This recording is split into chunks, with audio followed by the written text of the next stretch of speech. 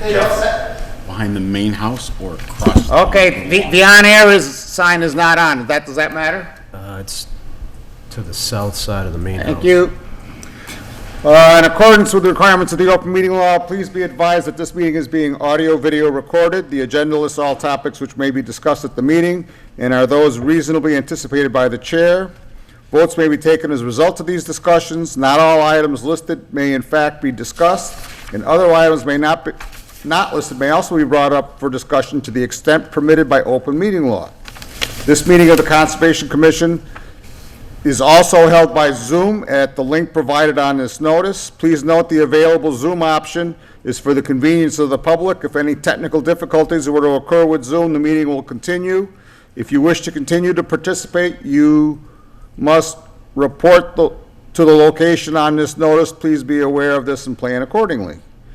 I'm Bob Pisa, I'm the chair. Some members are participating remotely via Zoom, and so all votes will be roll call votes. If you have any comments during the meeting, please address them to the chair. First thing we're going to do is roll call. Rich Birch. Present. Scott, I can barely hear that. Is there some reason why it's not on the speakers in the room? Present. Okay, well, I guess we'll go with that. Katie Childs? Well, Katie Childs is about to walk in the door. She's not here yet. Jack Rabbit? Present. Jeff Viviano? Present. Mike LaRouche? Present. Patty Adams? Present. And Present. Katie Childs? Present. All right, Katie. And did I call everybody? We have a new list. I'm still getting used to it. The first thing on the agenda is public comment. Are there any public comments from members of the commission? Seeing none, are there any public comments from members of the public? Michael Ray Jeffries. Whoop, I gotta admit all these people. Michael, you have the floor. All right, thank you. So, good evening, Michael Ray Jeffries, 1170 Massachusetts Avenue. Here tonight as an individual member of the select board. So there was a request that came to the select board. I made a comment during our recent select board meeting, and I think since it was directed at the request, that it would be appropriate for me to be here tonight to also direct this comment directly to the Conservation Commission. So we have a request to do a survey at a property located kind of at the entrance area, very beginning of Hickory Hills, in which photos were provided, in which it appears as though a resident has encroached upon conservation land. And so the request that came to the select board was to approve a survey so that way the proper boundary lines can be identified. And during that meeting, I raised several objections to this request. And so I want to communicate those, like I said, directly to you. So first I want to correct a statement that I made at the select board meeting that I have since learned was false and not fully accurate.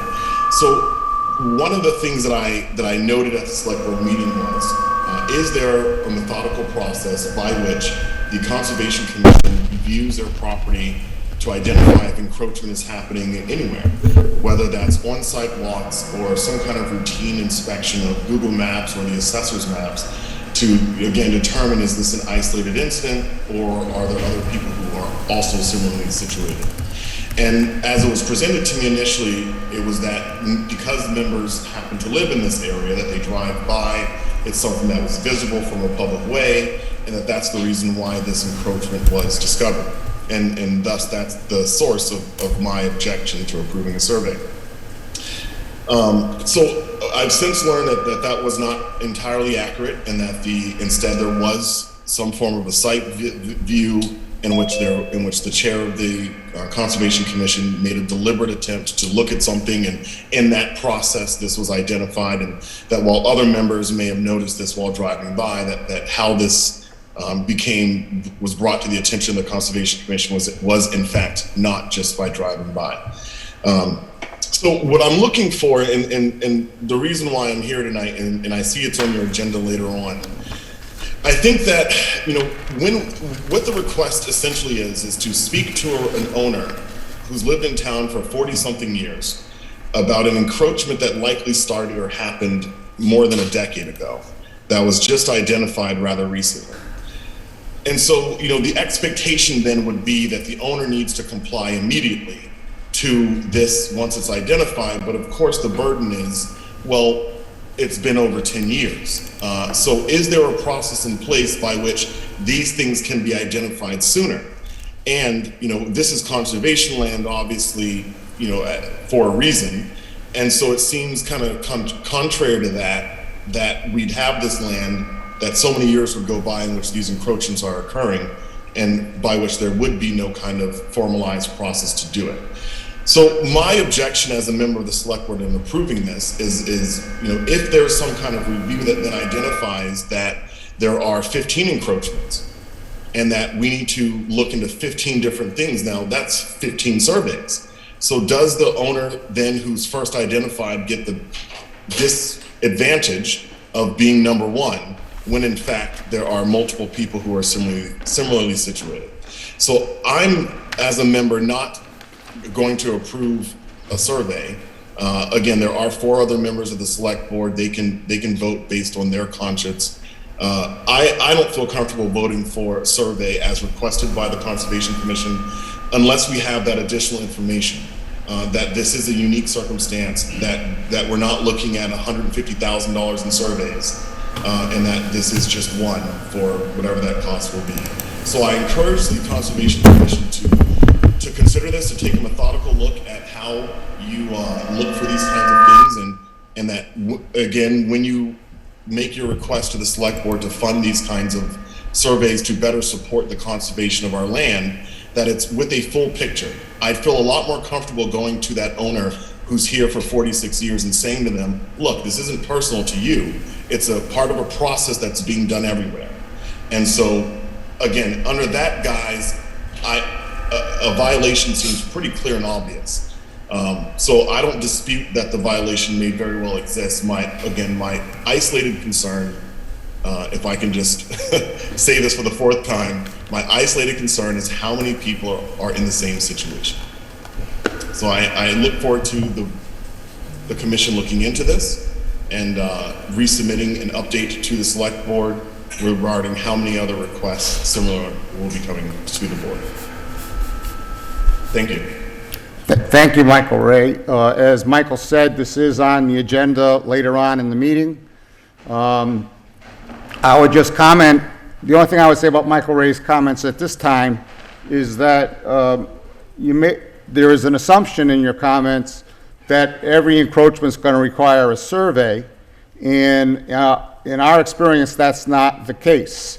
Only when the abutter either disputes the boundary or does not cooperate about stopping the encroachment do we then have to go for a survey. And actually, since the selectmen's meeting, we've identified some additional encroachments actually on that part of Cowdrey, and we'll be taking those up tonight. And I'll be interested to see if any of those other unit owners, decline to cooperate or decline to, agree, oh yes, that is the boundary, and I'm sorry, and I'll get off of it. So I think there's a potential flaw, in the logic there, but and speaking for myself, we haven't discussed it yet as a board, speaking for myself, I don't see any need to rush the survey, and I don't see any, speaking for myself, again, the board hasn't discussed it, I don't see any reason why we couldn't, do the comprehensive review of the aerial photographs and get the entire universe of encroachments that may be out there. Well, thank you for that, Mr. Pease. I appreciate that comment, and I, as a member of the select board, look forward to that update. It is on our agenda coming up, so if there's going to be a request to postpone that, I certainly would appreciate receiving that prior to the next meeting of the select board. Jack Rabb. Thank you, Mr. Chairman. Not to jump into the topic, but I believe during the selectmen's meeting, there was an indication that the town would have to pay for these, the review, the property reviews, and assess those lines and things like that. Our practice has been, if we have a question with regard to the technical merits of a project, we can go to an engineer. And essentially, the petitioner is the one who ends up paying for the engineer. So I'm thinking that if we are being challenged by that, and in fact, we do bring the assessors in, and they do in fact find a violation, we would then revert back to our normal billing process of saying, hey, you pushed us, we had to go get an engineer, here it is, congratulations, you just won the bill. But that's not jumping, that's my thoughts, thank you. Thank you, Jack, for your opinion. I'm not sure the town attorney shares that opinion. Okay, Any other public comments? Unless someone else wants to comment on this, but I would prefer to wait until we get to it on the agenda. thank you. Bob, I did have my hand up. Can you hear me? Oh, I'm sorry, Rich, I didn't see that. Go ahead, Rich. I just had one quick comment to direct to Michael, Ray. The conservation lands are acquired can be acquired through special state funding. Matt did say that this parcel was acquired with self-help monies, which does obligate the town to specific uses of the property. So the town can be liable for the monies back to the state if the tenets of the self-help monies aren't followed. So this could be one of those situations where the town's allowed development on property that has been acquired through self-help money and theoretically could be responsible to give the money back. So it does fall on the town to make sure that when violations are found, that we do try to rectify them as quickly and as completely as possible. Thank you, Mr. Chair. Thank you, Richard. Are there any other comments from members of the public? Hearing none, then I'd like to go into our appointments. The first appointment on the agenda is Hickory Hills Lake Association, lake treatment for blue-green algae bloom, and I believe that's Paula Bertram. Thank you, Mr. Chairman. Do you have the slideshow that I had sent? It's in the cloud. It's in the cloud, or you can share your screen, whichever you prefer, Paula. I'm happy to share my screen. Let me- I like it when people share their screens. Okay, let me just. Then I don't have to do it. Come on, why are you coming up? Hold on 1 second.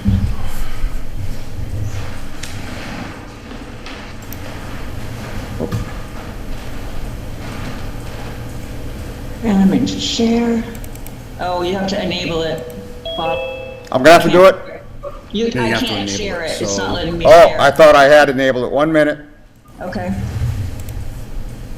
Sorry, it's enabled now. no worries.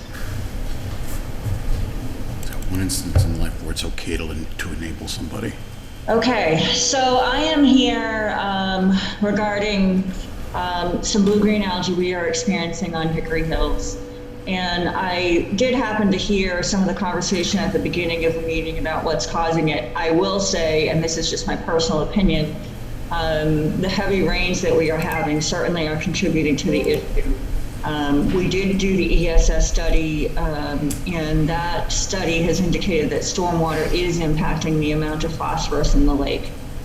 So we are actually in the process of looking at another contract to do a stormwater analysis within the watershed. So I just want to comment that we do believe that that is absolutely contributing to the problem. So the problem that we're having, as you can see from these photos were taken at Hemlock Beach. And you can see significant blue-green algae, and tests have confirmed that it is blue-green. This is Horizon Island Road, and you can see it almost looks like spilled paint. Island Road had very little algae, and it's very difficult to see in this photo, but there are small clouds, I call them, of algae, but nothing like we've seen in some of the other locations. Excuse me. This is Brookview Beach. It is not as drastic as Hemlock. However, there is, certainly a presence there on Brookview Beach. Wintergreen Court, the area where I actually tested was not in this heavy dense area. It's hard to see with the tree there, but it did not come back high. But I did not kayak over to that part of the cove, which really isn't accessible. So what have we been doing about this? We received the reports from residents about algae concerns. We actually have an email alias that's set up for any resident that has a concern. They can send an email to algae@hickoryhillslake.com, and volunteers go out and check it out. So we received those reports on July 14th, and I took the photos that I just showed you. We consulted with ESS, asked them if, what they thought. He recommended testing and posting an advisory, which we did. We emailed all residents. We have an email set up that will automatically send emails to all residents. So we emailed all residents. We do have a community Facebook page, so we posted on that. We also posted on our, there's a group, a Facebook page that's hosted by some residents. It's called Friends of Hickory Hills Lake. We also posted there. We sent the lab the samples to the lab in Washington State. The reason we're using that lab is because that is the lab that ESS has recommended. I will say that we're looking right now for a lab in this area that does the type of analysis that we need. But as of now, we're using the lab in Washington State. I was in contact with the Board of Health agent. He actually contacted Hickory Hills because it just so happened that on July 14th, he went out to collect his regular samples for the bathing beaches and saw the algae, specifically at Brookview Beach, and advised that we post. I went over the signs with him and we posted those signs. They've been posted at all beaches. I will say that since this action, things have changed a little bit. We have now closed Hemlock and closed Brookview based on the analysis that we've received back. Brookview we did not test, however, because of Jim's visual observations, he felt we needed to close it, so we have done that. These are the signs that we posted, as I just talked about, at the various beaches, and it really was a warning versus a closure. I sent this prior to the actions we've taken yesterday and today, which is to close both Hemlock Beach and Brookview Beach. So the results of the blue-green algae were that Island Road, which I mentioned just had the small clouds of algae, was 898 cells per milliliter. Wintergreen Court was 9,098 cells per milliliter. Hemlock, 85,853 cells per milliliter. And Horizon Island, 89,574. So when the count exceeds 70,000 cells per milliliter, that's when contact with the water is to be avoided. So hence the closing of Hemlock Beach. Horizon Island, we don't have a public beach, but the advisory, as I said, has gone out to all residents. This is the closure sign that we posted at Hemlock and now at Brookview. These are the areas that we have so far seen the blue-green algae, these green dots that you see. So what are we doing now? We're continuing to monitor the lake and the beaches. As I said, we have the email alias set up. Reports, anytime we get a report, we're investigating and taking action. I did take 2 more samples today of Brookview and Hemlock to determine whether or not those cells counts continue to be up or if they're going down. We're monitoring clarity of the water using a Secchi dish to ensure that we have a visibility of at least 4 feet. We're in continued consultation with ESS, the Board of Health, and Solitude, who is our herbicide applicator and does a lot of our lake management efforts. As you know, we came to you at the last meeting and requested the alum treatment in Hemlock Beach. And in this presentation, I talked about scheduling it. I have since talked with Dominic And if the Conservation Commission believes it's a copper treatment is warranted, then he recommends we don't do the pack treatment until after that. So the problem that we're having is conditions change. You can see the picture on July 14th, it was spilled paint all over the water, and then on July 15th, the water looked clear. And it's hard for the residents to understand why we're closing the beach if the water looks clear, but according to the Department of Public Health, even though you can't see the algae, the counts are still there. The algae can still be below the water and the counts still could be harmful. So until we have consecutive tests showing that the tests according to DPH have to be taken at least 1 week apart with the cells below the 70,000 per milliliter in order to reopen. So we are requesting, obviously we're monitoring the situation, and to be quite frank, a copper sulfate treatment is not really what we want to do. However, if the situation worsens, we want to be able to pull the trigger on that. So for example, if the tests that come back Monday or Tuesday, and they are continue to be extremely high, we would like permission to treat with copper sulfate. We have consulted with Dominic Marangolo from Solitude, and his recommendation is to use a dose of 0.8 pounds per acre foot. And according to the requirements, we would only treat half of the lake. It would be applied from a calibrated pumping system by Solitude, who is a Massachusetts licensed applicator. And they'd be using a boat with the application equipment and a GPS system to ensure that the herbicide is applied evenly within the treatment areas.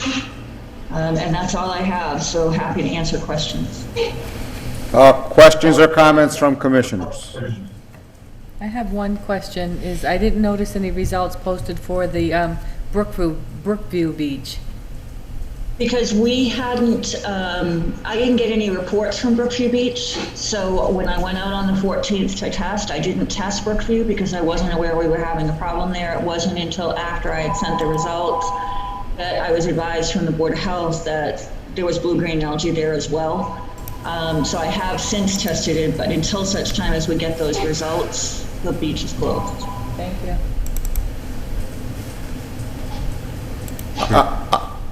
Somebody else have a question? I have a question.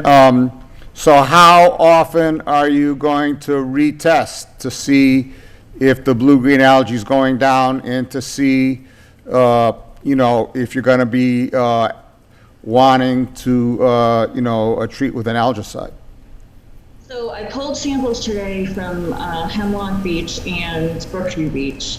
The requirements are that they have to be tested 1 week apart. So if we get the results on Tuesday showing that Hemlock Beach is within acceptable ranges, I don't know that we would want to treat. We would probably wait another week and see what those ranges come back. However, if the test back on Tuesday continuing to be very high, above the 70,000 cells per milliliter, I think we may want to consider a treatment. Additionally, unfortunately, the conditions change. If we were to see what we saw at Hemlock in the pictures that I just showed you, starting to appear all over the lake, we would absolutely want to treat.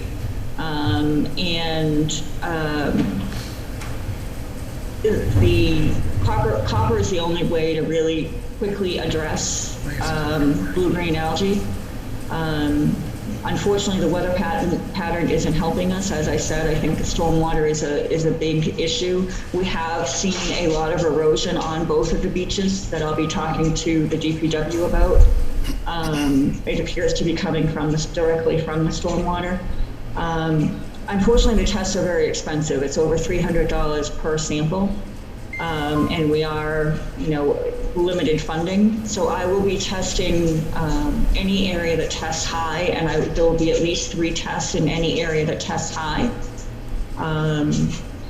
But it won't be an infinite number of tests because obviously we have a fiduciary limit, a financial limit. So what I'm looking for tonight is to be able to work with Matt, to share the results with him, and to get authorization from this commission with Matt's guidance and working along with Matt for permission to apply the copper sulfite, as I just explained, in the event that the cells continue to be extremely high. Thank you, Paula. Richard Bursch. Paula, do you have an example of what half the lake is, or what you're going to use for a methodology to determine what half of the lake is going to get treated, if treated? So Dominic is here, and I think he might be able to chime in. I'll explain what I believe. The majority of algae that we're seeing is along the shorelines, and the way that we can only treat half of the area. So it doesn't mean we're going to cut the lake in half. It's 312 acres, so we'll be treating approximately half of that. And we'll be working with Solitude and Dominic to determine where best to apply that treatment. And Dominic, if you have anything to add, please feel free.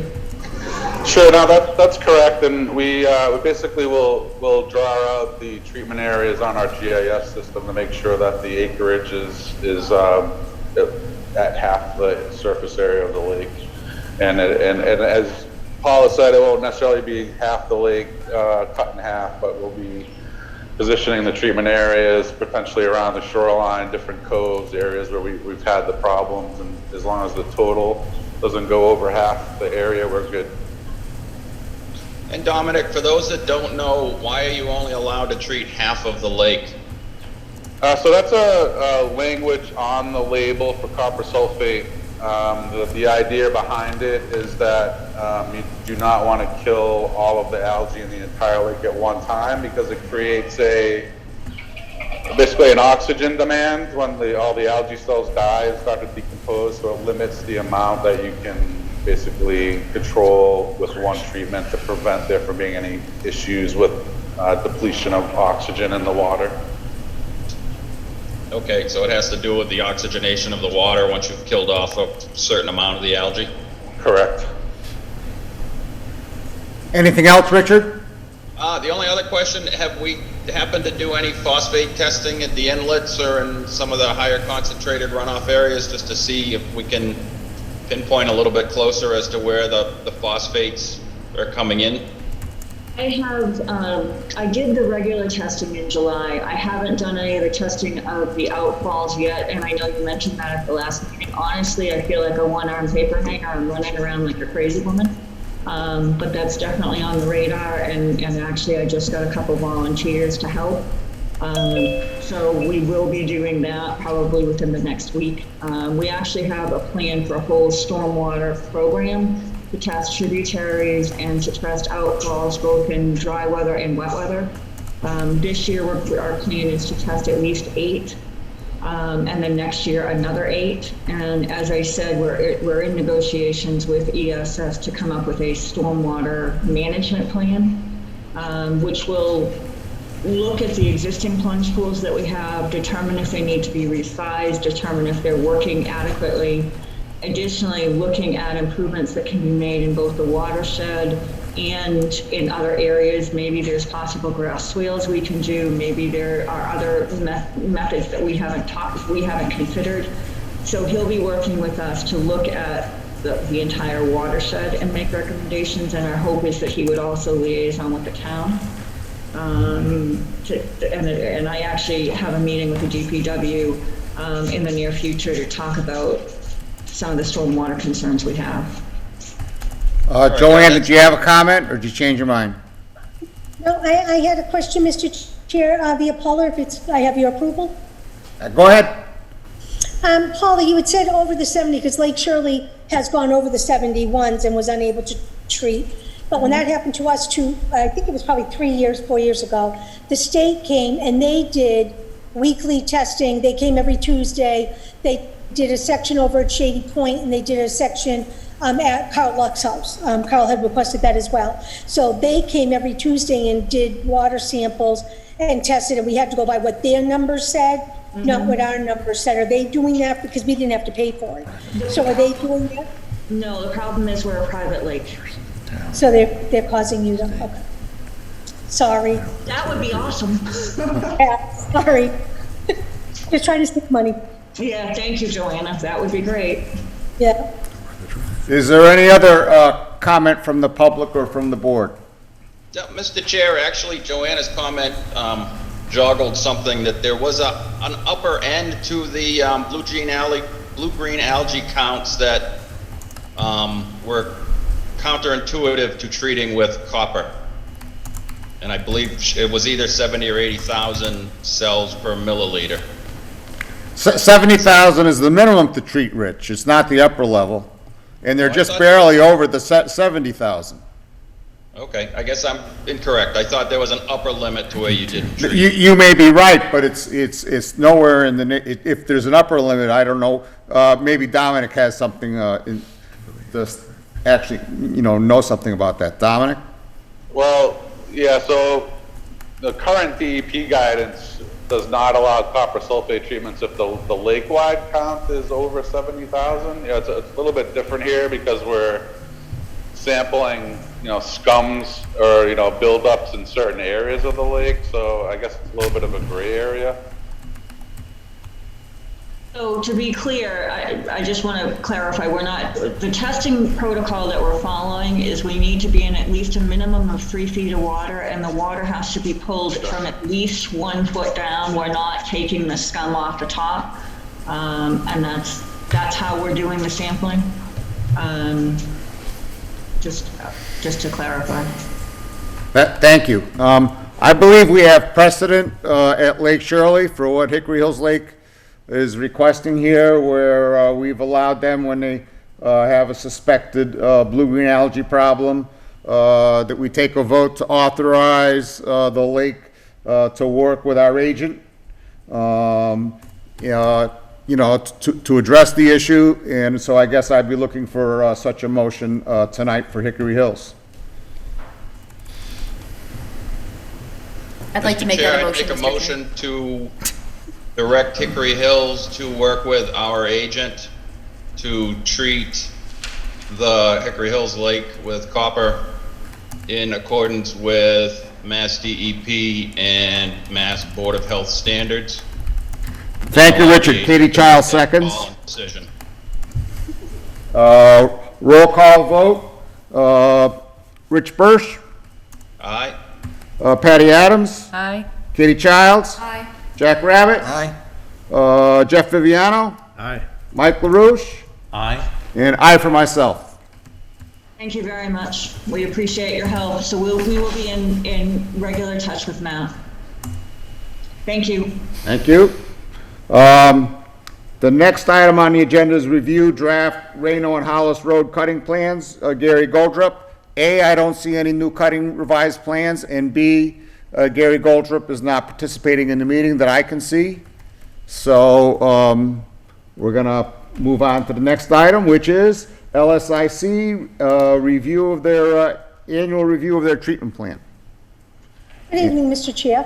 Thank you for your time. I do have Dominic Miracle with us, and he is going to present to you this evening the plan for Lake Shirley and their lake management. Super. Dominic, you want to share your screen, or do I have to do it? I'm going to try to. I'm actually on my phone because I'm not home right now. All right, so then I'm going to have to do it. No, I'm going to see if this works. Let's see. Let's see, LSIC.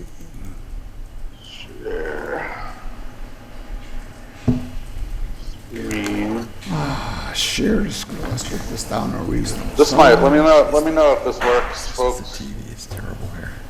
Okay, now I gotta share the screen. Can you folks see my screen? Oh, you're sharing the screen. Never mind. Go right ahead. Yeah, and I wasn't sure it was going to work on my phone, but I guess it does. So that's pretty cool. So you folks are pretty familiar with the management program at Lake Shirley.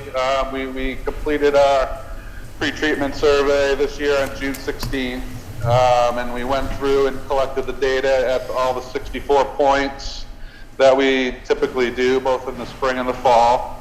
We presented this plan to the commission, so we have, a short written text here, a map, and then the data table from the survey showing what was present, what was dominant at each point, kind of a summary of what percentage of the points each of the species was present at.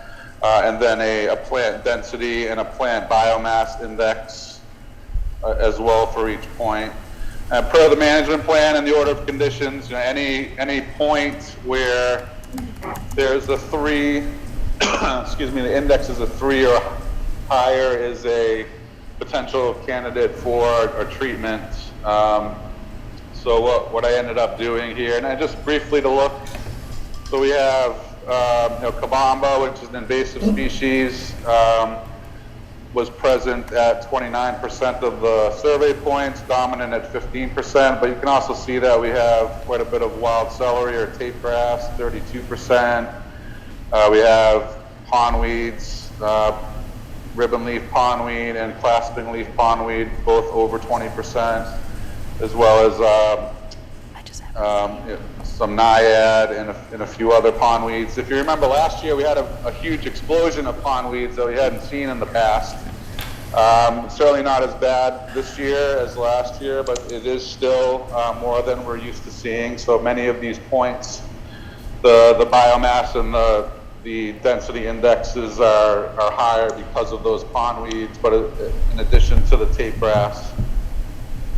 So referring back to the map, basically what I did was plotted all of the survey points that had a biomass and a density index of 3 or higher. So that means more than 50% cover, or more than 50% cover of the bottom, as well as greater than 50% up in the water column, so more than halfway up to the surface. So we plotted all those points. Those are in yellow. We considered a number of things, such as where there was no activity, along wooded shorelines. We worked with Wendy Gendron to identify areas that were areas that we had seen beneficial species like coontail and robin's pondweed. We tried to avoid those areas. So we basically, using those kind of measures, we created the red treatment areas, which would be treated with a combination of the dicua and a copper-based herbicide.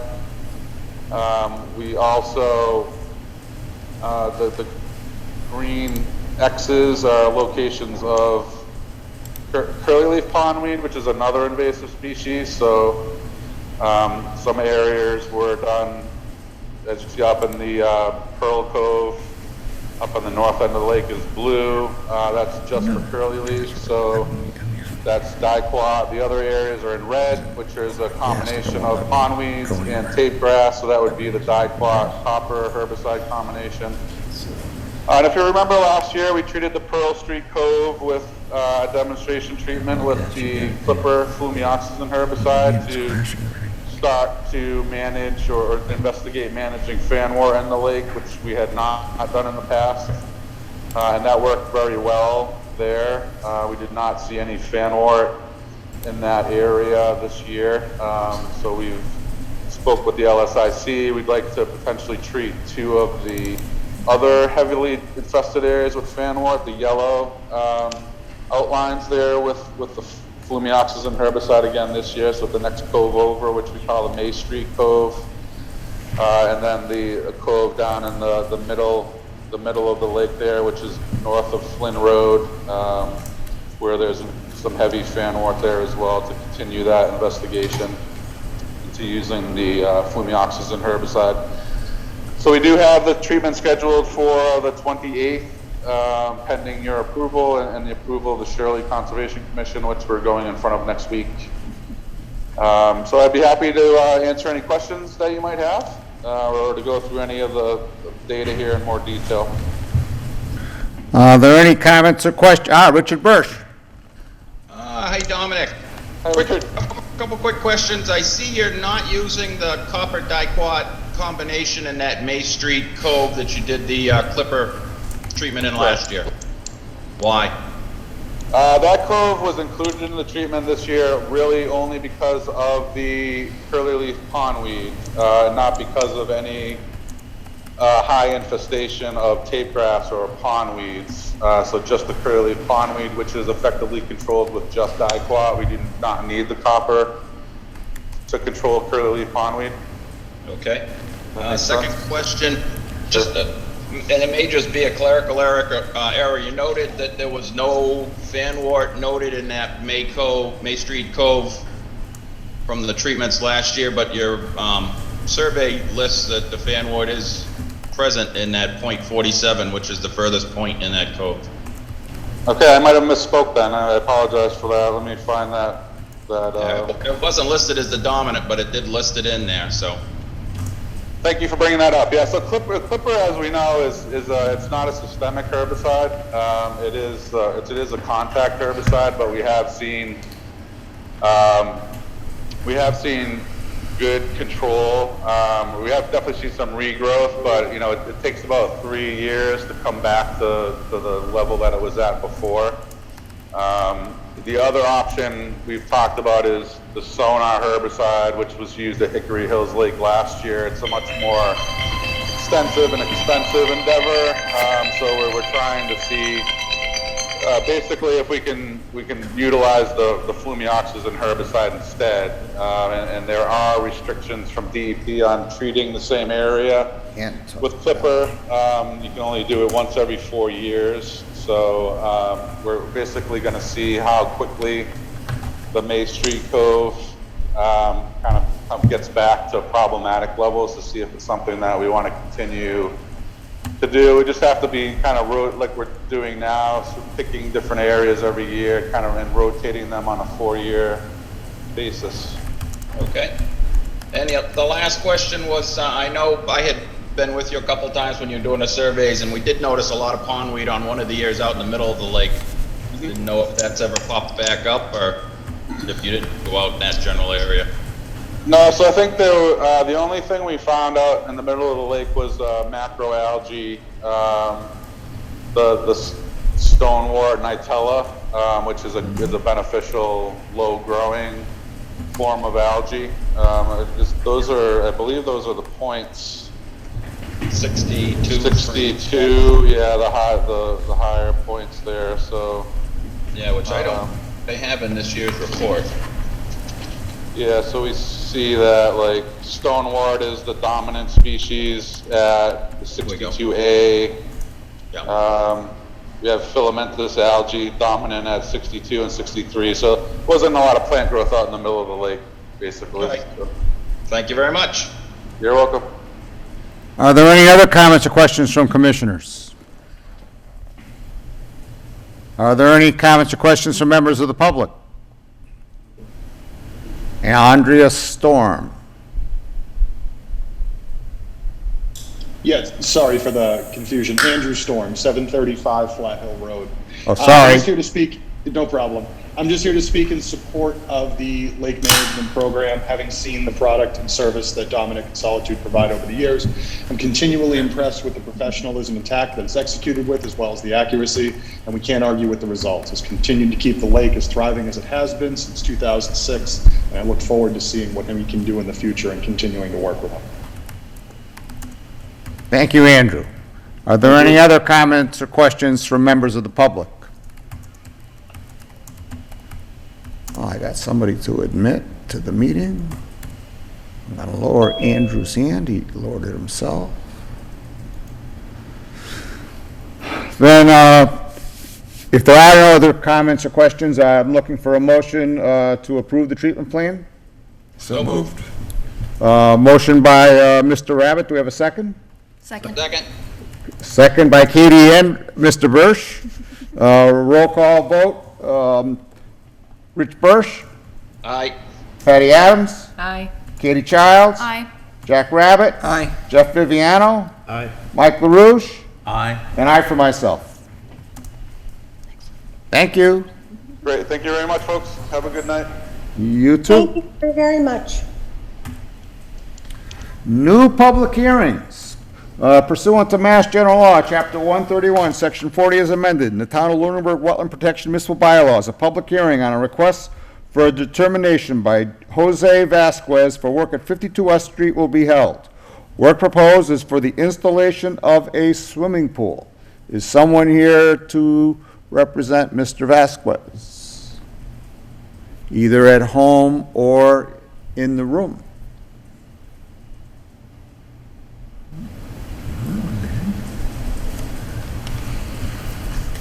Mr. Chairman, I did go out and take a look at that area. I know where the pool is going, and it's definitely going to wind up being, greater than 50 feet out. However, I have put entreaties out to the owner to update the drawing to make it more to our standards. I'd already continued it once, so I'm just going to request that we continue it again. I'm not sure why they're here. I have been in communication with them to let them know when the meeting was, to let them know that we would be on property, so I'm not sure why no one's here. I'm looking for a motion to continue until a date certain, which would be August 2nd? August 4th. So moved. Don't move. All right. Second, all right. Roll call vote. Rich Bursch, Aye. Patty Adams, Aye. Katie Childs. Aye. Jack Rabbit. Aye. Jeff Viviano. Aye. Mike LaRouche. Aye. And I for myself. Pursuant to Mass General Law, Chapter 131, Section 40 is amended, in the Town of Lunenburg Wetlands Protection and Municipal Bylaws, a public hearing on a request of determination by Greg and Tina Kroll for work at 398 Sunset Lane will be held. Work proposes for the replacement of 316 feet of retaining wall, demolition of a dwelling with a reconstruction of a replacement, with modifications to the driveway and boat ramp. I assume since Greg is setting up his tripod and easel that he's going to be representing the applicant. Mr. Chairman, I would just make note that it's actually a notice of intent, not a request for determination. Okay, And- so noted for the record. And the applicant is Gary and Tina Kroll. Oh, did I say it wrong? No, you read it as written, Says but it's Oh. Gary. But that's okay. Well, we'll get it right by the next meeting. That's all right. Because I doubt we'll finish this tonight. It's all right. Oh, yeah, I'm sorry. Feel free. I'm not sure what a position There thing's was a in. DEP number issued for this. Good, now we can see it. And what did the DEP say in their comments? To make sure we have erosion control. So hang on one second. Let me just, real quick before I forget, I have the notification. Plan should show the type and location of erosion sedimentation controls. Thank you, Rich. So I'll get there. So I'm going to give you a overview here of what we're looking to do. So as you read, we're here for 398 Sunset Lane, representing the Krolls this evening. The Krolls are longtime residents in town. They live over in the villages of Flat Hill, also own the property at 398, and are looking to construct a more permanent residence at the site. And they've owned the site for several years at this point. So there's an existing single-family dwelling on the property, as well as an upgraded septic system. Single-family dwelling, I have this located in a dotted line right here. It's a almost square box right here. The septic system for the property is located up in this area that was recently upgraded, so that's a three-bedroom septic system that was upgraded. So it's compliant with Title V. It's a new system. I don't have the exact date. Sunset Lane is located here. This is the second to last property on Sunset Lane, so there's one more further out on the point, which is right down here. So you drive almost all the way to the end of Sunset Lane, and you get to this sort of parking area, which is the Kroll's driveway. So there's a rather extensive paved area, which is a little bit difficult to see on this plan, but it sort of comes down here, has a little jog out to the lake, and then comes back around, and then also is located up in this area here. So all this area right now is a paved asphalt surface. We've identified the resource areas in question on the plan. So, of course, there is Lake Shirley surrounding the property on almost three sides completely. So we have in blue is where when we did our survey, where the watermark is, it's higher now. We did the survey earlier in the spring. The green is the location of the edge of the resource area, which happens to be coincident with the existing shoreline wall that exists at the site. And so the location of your 30-foot no disturb zone is measured from that green line, which is this first yellow dotted line that we have shown in your plan. Do you all have a copy of the colored plans? They're colored, okay. And the second yellow line that we have shown on the plan is the location of the 50-foot no-touch. There are no areas on the property that are outside of the 100-foot buffer zone, so there's no 100-foot buffer zone depicted because it's all within the buffer zone. So that is buffer zone related resource areas. There's also we also have bordering land subject to flooding, which is the location of the 100-foot, the 100-year floodplain on the property. That is shown in a red dashed line here that you can see throughout the property. That is elevation dependent, as it is on at all points on Lake Shirley. So that's just an interpolation of the contours, lay of the land on the site. So the just about, I think, all of the land shoreline has an existing lake wall on it. There's 2 docks that are located on the property. One is a U-shaped dock in this location, and one is another dock right in this location. There's an existing boat ramp located on the property, which is this rectangular box here that we're showing on the plan. And then various other site improvements, which I think I'll touch on in a minute, but I wanted to give you sort of a brief overview there of the existing conditions. So from a proposed project standpoint, the Coles are looking to do a couple of things, and I'm going to try to be as methodical as I can on this. First and foremost, they would like to reconstruct the house, so they'd like to demolish and reconstruct the house on the property to make a more permanent structure. So you can see that the house that we're proposing is the bold lines with the hatching that you can see on the plan. And I'm going to get back to this. I'm just going to give you a summary at this point. They would also like to replace the lake wall on the property with a new modern concrete, precast concrete block type wall, as the wall at the property is sort of at its last legs. While they're doing the substantial site work with the house, they'd like to take care of the whole site as a whole in its entirety. Other things that we're looking to do, sort of ancillary to those 2 major things, but not insignificant, are to relocate the boat ramp that exists at the property. So currently we have a paved boat ramp here in this location. I pointed out to you earlier, there's an existing asphalt driveway that comes out in this location, does not ramp down to the water.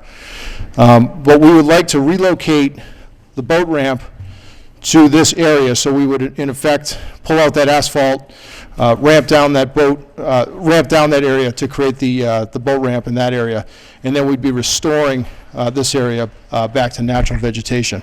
And I'm going to go over some of that in a minute in a little bit greater detail.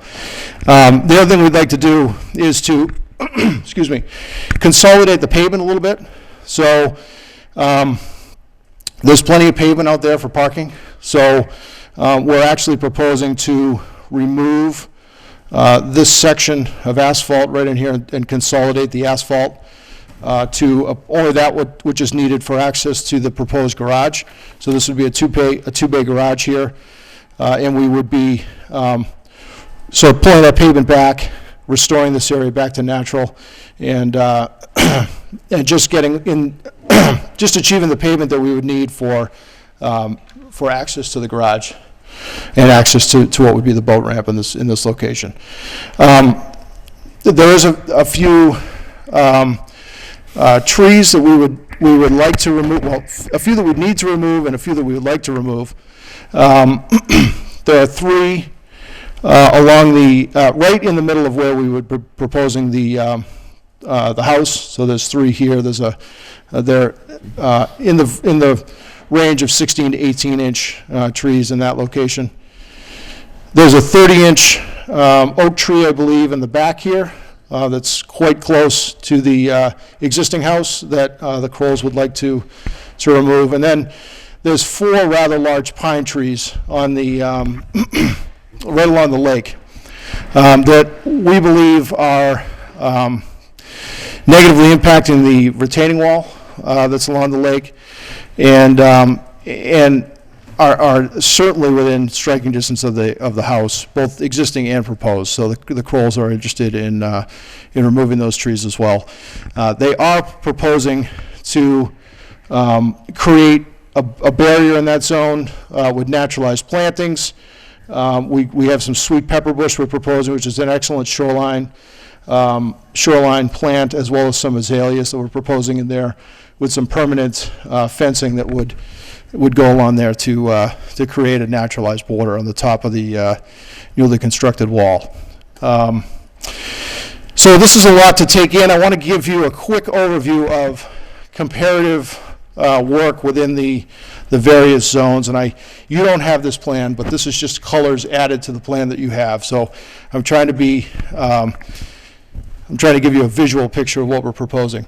So everything that I've just described to you results in a deduction in impervious area within each of your zones. So, and we've given you a summary down here in the plan. So, for example, comparing impervious areas within the 30-foot no-touch zone, so 0 to 30 feet from the lake. The existing impervious area is 3,180 square feet existing today, and proposed we would be reducing that down to 1,436 square feet. So the proposed project would reduce that impervious area in that zone by about half. Similarly, between 30 and 50 feet, the existing impervious area today is just over 4,000 square feet, and we would be reducing that down to 3,887. So we've taken great care in laying this out with the Crolls to make sure that the proposed improvements of the site that the improvements of the site that we're proposing would create a more compliant situation. We recognize that there are some proposed structures that would be within your 30-foot and within your 50-foot, but they're no more compliant. As a matter of fact, they're less problematic, or less. I'm losing the word. They make the site more compliant at the end of the day. So this is a graphical picture of that. In green are the existing areas of existing impervious areas that are going to be removed and restored back to pervious conditions. So we have within the 30-foot zone, and I'm going to go over the 50 in a minute. So this triangle here is the portion of the existing house that would be removed and would be restored back. This portion here is the location of the existing boat ramp that would be restored back to previous condition. This polygon here is the location of the existing paved driveway that would be pulled out. It would be restored back to the previous condition. And then this green area here, we are proposing to do a semi-permeable, I'll call it semi-permeable treatment on the boat ramp. So this boat ramp is completely paved. I think it's concrete, if I'm right. Asphalt, okay. But it's impervious. We're proposing to use a permeable paving product, so we would be actually pulling out the asphalt, creating the ramp, and then restoring it with a product that has natural vegetation in the joint. So we'd be not completely restoring that back to green space, but we'd be doing something that's more permeable than what is there presently. And then we are proposing to relocate the shed, same configuration, just in this, just to a different location on the property. The existing house is located 22 feet from the water here, so you'll notice that we're proposing to be 22 feet here with the closest point, so we're not proposing any closer encroachment to the lake. And the same thing with the shed. We've kept that shed. We moved the shed to a portion of the site that is currently today asphalt. So we're not asking you to approve any new encroachment in that area either, just a relocation. And it's currently located within the 30-foot, and it would actually be moved slightly further back. One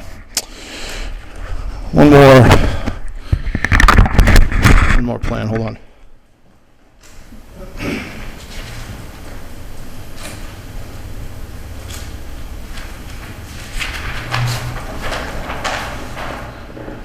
So this is just the same image comparing the impervious area in the 50-foot zone. So the two green portions are the existing house on the left and the existing portion of the pavement that we would be removing and restoring back to naturalized condition. And the red is the new portion of the house that would be located between 30 and 50 feet. But again, as a net, this just gives you a visual picture of what these numbers are saying to you down on the table, so I thought that might be helpful. I think that's all. I'm sure you have questions, and I'm happy to answer those as best I can. Are there any comments or questions from commissioners? Few. Jeff? The stairs, you may have mentioned it, there was a lot. The stairs on the south side, kind of near the boat ramp, will those stay, or is that going to be? These ones here, Jeff? Yeah. Yeah, we do intend to keep those. We'll just reconstruct Okay, them so in you're the gonna same place. reconstruct those. Yeah. What is that manhole, existing manhole? It's to the east of the house, about midway? East of the house. Which way? Right there. Right here. Is that part of the, is that like a septic kind of? I don't remember what that is. I don't know. I don't know where it is. Oh, you don't know what it is either? Okay, so we never popped the half. I don't remember what that is. It's not part of the septic system. So the septic system, this is the tank. Yeah, This is that's the why I pump was chamber that curious pumps what, up. yeah. Must just be a feature on the ground that our surveyors didn't know what to call it. They call it a manhole. Okay. And then there's nothing being done on the east shoreline, correct? That, Correct. okay. With the exception that we do intend to put some, I didn't say that, we do intend to put some split rail fence there. I think there is some split rail fence on this side. Yeah, we just want to repair that. And I did a site walk, and just a few comments. The wall is concrete, and it is leaning into the water, so it does need to be replaced, in my personal opinion. And you're following that exact contour. There is kind of an area by the boat ramp right now that doesn't have a retaining wall, but you're just going to continue that line kind of over and reproduce that at your new boat ramp, which makes sense to me. Sort of. I'll get back to that in a minute. Okay. Yeah. The pines are large, and they are within striking distance of the house, and I think we've approved cutting pines in the past. My own personal opinion is I'd probably like to see maybe some more trees, maybe in the oaks, kind of, and then maybe what kind of drainage are you proposing on the house itself for the gutters? Gutters and things. It's a good question. We haven't gotten to that point. I don't think there's gutters on the existing house now, but Yeah. we can certainly look at that. Oh, yeah. Or just what the plan is for that, I guess, is. If I could respond to one thing, it gave me, it reminded me of a metric that I did not present to you. Relative to your, if you were done, I'm sorry, I don't want to interrupt. Yeah, go ahead. The, right in this area where we're pulling out the boat ramp, we are actually not intending to extend the wall across there. Oh, you're not, okay. And we're not, and the reason for that is there is work on this site that constitutes a floodplain fill. Okay, so we're actually filling a portion for the new house. We're actually doing a very small amount of floodplain fill, just the top few inches of where the floodplain is. So we cannot, so filling this in would be below the limit of the floodplain. It would constitute even more floodplain fill. Gotcha. So we were actually intending to do that, and then we said, well, shoot, we can't really do that because it's more of a, it would constitute more of a floodplain fill that we'd have to compensate for. So I did want to point out that the removal of the material here for the ramp mitigates the loss of floodplain. So we do have a compensatory flood storage as is required by the Act. So I think that adds a little bit to that discussion. That's it for now. I guess I'd like you to address the area, the issue of tree replacement. Yeah. We'll look at that.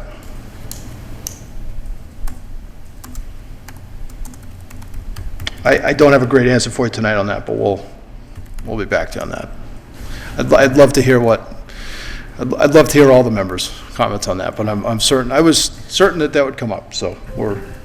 Mr. Chairman, if I could really quick. Go ahead. Just a couple things. The pines that are on the side where you have your replanting area, I'm not sure why they really need to come down. So I wanted to echo that. I know it's been expressed by members on site walks. I don't see it as falling towards a house. I don't see it as being a danger to any structures. They look pretty healthy unless you have an arborist that can tell me otherwise. The other thing is on your replanting plan, can we please change out the sweet pepper bush? You don't like sweet pepper bush? I despise sweet pepper bush. But it's like an outstanding shoreline vegetation. It's also an outstanding native invasive. It's going to take over everything if you plant it. If we could consider replacing it with like elderberry or winterberry or something like that. We'll find something else. Speaking for myself, I am kind of fond of pepper bush. I have it in front of my house, and it does a great job of maintaining thick vegetation between my house and the lake. So Because it takes over everything. it is very invasive. It's very aggressive grower. But for my purposes, I love it because I like having vegetation between me and the lake. So the administrator and I have a different view on pepper bush. Well, as long as we have a native plant in there that's suitable for shoreline areas, you're okay, I assume? That isn't going to grow like dandelions? Perfect. Okay. Besides, I'm allergic to peppers, so, you know. Okay. Other comments or questions? Katie? I just had a quick question, if someone could speak to it. I'm sorry, I'm not able to attend the site walks. I work on Saturday mornings, and I haven't been able to visit the property. What are the conditions along the shorelines? Is it just those 5 pines? Are there other trees along? There are a few other trees, but we're not proposing to take them down. So there's a few trees right in, there's a 20-inch, I think we call them deciduous, but I think it's oak and pine on the site. Am I right about that? Yeah. There's a 20-inch here, there's a 28-inch there, there's an 18-inch twin right here. Those are all, we're not proposing to modify those. There's also a 4-inch sort of ornamental over here that we're not proposing to modify either. And the trees show up pretty well on the assessor's aerials. Thank you. Yeah. There's a 6-inch right here too. I'm sorry, our plan is pretty, those trees come out very light on our plotter. I apologize for that. So it's really along the shoreline, it's just the pines that those 4 pines that we're proposing. If you're going to eventually be proposing, tree replantings, you might want to take and show where there are existing trees, so the commissioners can consider that, when they're evaluating your proposed locations, for replacement trees. Yeah. Other comments or questions from commissioners? Mr. Chairman? I'm sorry, I apologize. Mr. Bursch has had his hand up, and I'm going to call on him next. I apologize, Rich. Go ahead. Perhaps on the plan, maybe just highlight a little bit more on the floodplain mitigation that you've got in place? Just because it does look like you've got a substantial amount of the house in the floodplain, but you said only a few inches below the floodplain level? Correct. So the floodplain, we're only, at the worst, I think we're impacting the top maybe foot of that, but it tapers as we go towards the as we go further away from the lake. So I don't think he can see that, Greg. I don't know how it is. He's zooming. I have a good idea. here where the Yeah. floodplain border is, and So- I've colored copy, so. Yeah, so if you can see the red line, the red dashed line, Rich, and sort of imagine the polygon that exists between that and the edge of the house. Yep. That's the area of the floodplain fill. And so we calculated that volume to be 400 and, I can't remember what it was, 400 and something cubic feet. And we made sure that the amount of material that we're taking out at the ramp matches that. Okay. So again, just note that on the plan, because at least the copy I have, I don't see any notations of floodplain manipulation. Okay, yep, I think it's in our application paperwork, but we'll certainly add it to the plan. Okay. And again, just to copy everybody else's thoughts on the trees, to have a few of them put back, because it looks like you've got about 7 or so within the 50-foot. Yeah. I'm just looking, I don't remember a wall east of the garage. You've got a notation, remove existing retaining wall. Is it subterranean? East, oh, yeah, there is a small wall there, Rich, right along the edge of the driveway that takes up some of the breakout fill from the septic system.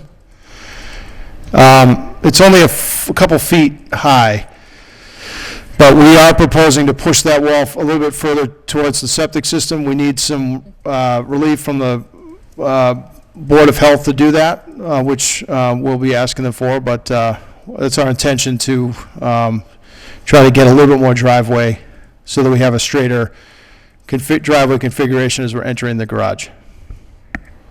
Okay, so okay, so I guess I can see it now, or I can see the new one on your plan, and then superimpose it with the overhead. Yep. And what is the square footage of the semi-permeable boat ramp material? Boy, you always do this to me, Rich. Only reason is because generally, I mean, you start putting that stuff on a slope, Yeah, and you really kind of lose a lot of its permeable qualities. yeah, it's about it's a little more, it looks like a little more than 300 square feet. So, we're proposing what are we proposing? About 1,500 square foot of removal within no touch.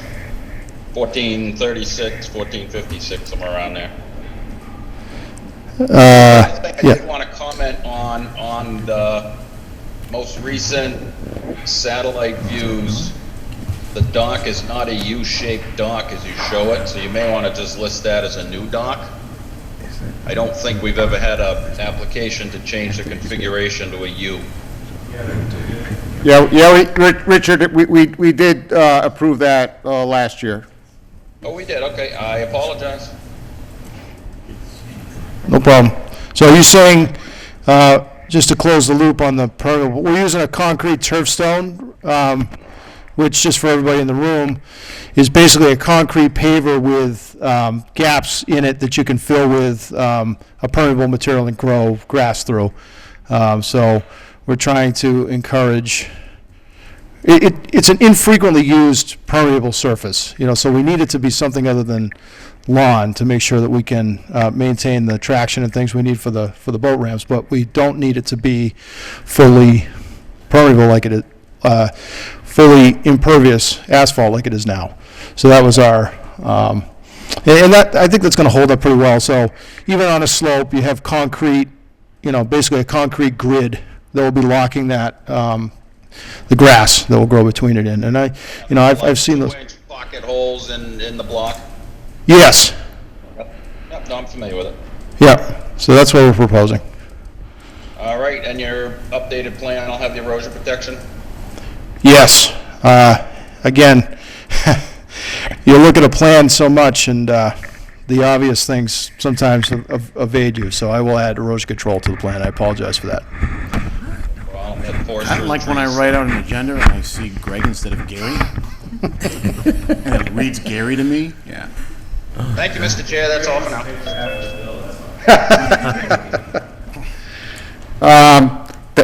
Anything else, Richard? Nope, that's all for now, thank you. Thank you. Mr. Rabbit? Thank you, Mr. Chairman. Greg, Looking at your map, when I was out visiting the site, I'm becoming increasingly sensitive to being on the windward side of a lake, especially with regard to pines. And they push, if you're picking up a decent wind, and if that orientation is north, you're getting kind of like west and south winds pulling into it coming across that lake. So before I totally agreed with Matt, with the pines were healthy, they looked pretty good, but I'm also sensitive to what I see happening around our lake with regard to pines and the damage they cause. So I would support, taking those pines down and replacing them with oaks, but in a formula fashion. I guess if we're taking down 6 and the size of those trees, that would probably be worth a dozen oak trees or something like that, and using that formula. The oaks hold up pretty well in all the storms I've seen, and that would therefore you'd have more leaves in your yard, that's for sure, but you would have a far less chance of watching one of those oaks, well, actually one of those pines uprooted and tearing through the middle of your house, as some people have seen in our lake, yeah. Anything else, Jack? No, that's it. Thank you, Thank Mr. you. Chairman. Any other comments or questions from commissioners? I guess I can. Go ahead, Jeff. I live probably 6 houses north of this, and the winds in the wintertime, they funnel right down that channel, and I wouldn't want those trees anywhere near my house. Yeah. There's one in front of our house, and I'm praying every storm, but I love the trees. Yeah, they get to a point where they. Yeah. Yeah. Oh, it's, And there's nothing to break it. yeah, it's like a train outside or in a nor'easter. Yeah. It's just all day. Well, we'll take a look at replanting, and you have you've got the formula in your rig, so we'll take a look at that. So Greg, what do you got there for notes for what you're gonna do for us, for our next time? Trees, and more trees, no. I just want to say I personally hate oak trees, so I hope that you can pick something else. All right, well, I agree with we'll try and take a synthesis of all the comments received this evening about the trees, and so we'll put together a tree replacement schedule for you. The plan will show the location of the existing trees a little bit better. We'll review our thoughts on the use of the sweet pepper bush, and look perhaps for something a little bit more less invasive that's still native.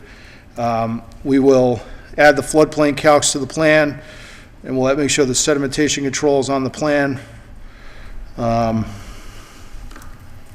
That's everything I had. That's what I had. I'm looking for a motion to continue The 4th? Right? till August 4th. You August ready? 4th, good for you? Yeah, I'm not here. It's up to you. I can send a representative, you can take it yourself, or we could go to 2 weeks, 2 more weeks. You want to wait? Yeah. So you want to go to the second meeting in August? Yeah. Okay, so if we could do the second meeting in August. So that'd be August 18th. I'm looking for a motion to continue to August 18th. So move. Second? Roll call vote, Rich Birsch, Aye. Patty Adams, Aye. Katie Childs, Aye. Jack Ravett, Aye. Jeff Viviano, Aye. Mike LaRouche, Aye. and I for myself. Okay, thank you. Thank you. Thank you. Pursuant to Mass General Law, Chapter 131, Section 40 is amended, in the Town of Lunenburg Wetland Protection Municipal Bylaws, a public hearing on a notice of intent by Daniel Corey for work at 46 Pine Grove Road will be held. Work proposed is the removal of a partial section of deck in addition to a single-family home. Is there someone here for that application? Wow, Greg Roy, it's been so long. How have you been? Why don't we just give him a chair and let him stay there? So I did not initially represent this project, but my understanding is you opened this hearing 6 weeks ago. We're waiting for a file number, which we have now received. So I'll just give you a real brief overview of what we're doing. We're proposing a building addition, which is shown in red. It's completely outside of your 50-foot no-touch zone. We're proposing a drip line infiltration trench along the limits of the foundation to control runoff. We're not proposing any tree removal. We are proposing an erosion control barrier that you can see in the heavy dash line. Other people in my office are obviously a lot more astute on the erosion control barrier than my last filing. And we are also proposing an erosion, a material stockpile area for when we have to excavate the foundation, which is completely outside of the 100-foot buffer zone. DEP has commented, and there were no comments on the, DEP has issued the file number, and there were no comments. We have a file number 208-1230 with no comments. All right. Any comments or questions from commissioners? Any comments or questions from, oh, I better check out Rich on that line. Any comments or questions from members of the public? Hearing none, I'm looking for a motion. This is a, I think it's a notice of Order of intent. conditions. Gotta be. Yeah, it's a notice of intent. looking for a motion to approve. So move. Second. Motion by Rich, seconded by Jeff. Roll call vote, Rich Birsch, Aye. Patty Adams, Aye. Katie Childs, Aye. Jack Rabbit, Aye. Jeff Viviano, Aye. Mike LaRouche, Aye. and I for myself. Thank you. Appreciate it. Pursuant to Mass General Law, Chapter 131, Section 40 is amended, in the Town of Lunenburg Wetland Protection and Municipal Bylaws. A public hearing on a notice of intent at 326 Highland Street by Steve Fenner for the placement of a swimming pool, landscape, and tree removal within the buffer zone. Mark Birsch, and I assume that, as he has always in the past, Richard Birsch will be recusing himself. Thank you, Mr. Chair. So we've received a file number from DEP with comments. I called the person from DEP, and she said the file number was there, and it was kind of up to the board to decide whether this needed to, whether to follow exactly what her comments were. And I'll quickly go through. Her comments were that the plan lacks description of the wetland resource and their associated buffer zones. I kind of disagree. For people that did the site walk, the plan shows the 1, 2, 3 area is the wetland area. I drew in the 30 and the 50. It didn't have erosion control. I must hang out with Greg too much. So I did submit a revised plan to Matt with showing erosion control for the area for the pool installation. And I believe that covers most of her comments. Is that revised plan on the cloud? Number of trees to be planted should be determined prior to closing the hearing, and included as a condition, consider survival replacement trees. But I think the last time we talked about this, we weren't gonna take down the big trees behind the shed and by the septic area. We were only gonna prune those. The rest of the trees actually minimally affect the canopy area, and I wouldn't see a need for a replacement. They're basically dead trees that we're gonna take down. There are a couple living trees to allow for the removal of the filled area in the wetland resource area. There's a file in the cloud that says updated July 20th, which is what Mr. Burschen sent me. So I just drew in a spot for erosion control. We're not doing a lot of digging there, we're just reworking the bocce court to become a base for the above-ground pool. Any comments or questions from commissioners? Mr. Chairman, I do have a quick question. Is your daughter named Emily? What's that? What's your daughter's name? Emily. Emily? Yeah. Congratulations, Dad. She made Dean's List I in the know. college. Good job. Good job. Thank you very much. Some gotta- kids did very well with this COVID remote learning. Some Yeah. kids had a hard time, and I was very fortunate. Yeah, My kids did very well with it. they did. Congratulations, Dad. Thank you. Yeah. Any comments or questions from commissioners about the hearing? Hearing, we're in a hearing. Yes, you're not gonna replant with any oak trees or sweet pepper bush, No, right? no. No. Stay away from the Thank pepper you. bush. Are there any comments or questions from members of the public? I'm looking for a motion to approve. Is this a, It's a notice of intent. for a notice to approve this notice of intent? So moved. Second. Motion by Jeff, seconded by Jack. Roll call vote. Patty Adams, Aye. Katie Childs. Aye. Jack Rabbit. Aye. Jeff Viviano. Aye. Mike LaRouche. Aye. And I for myself. Thank you very much. Have a good evening.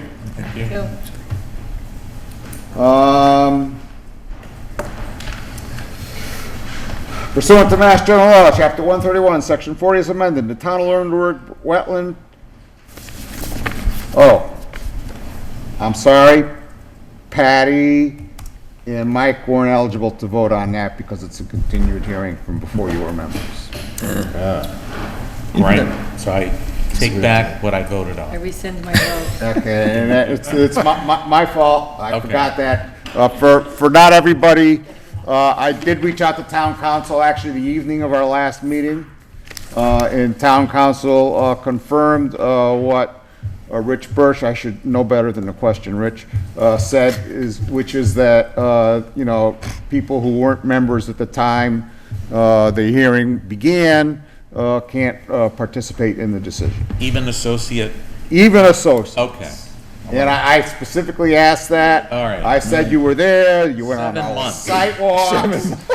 sidewalks, 7 months. And it didn't seem right to me, and it didn't change his mind one Okay. bit. All right, just.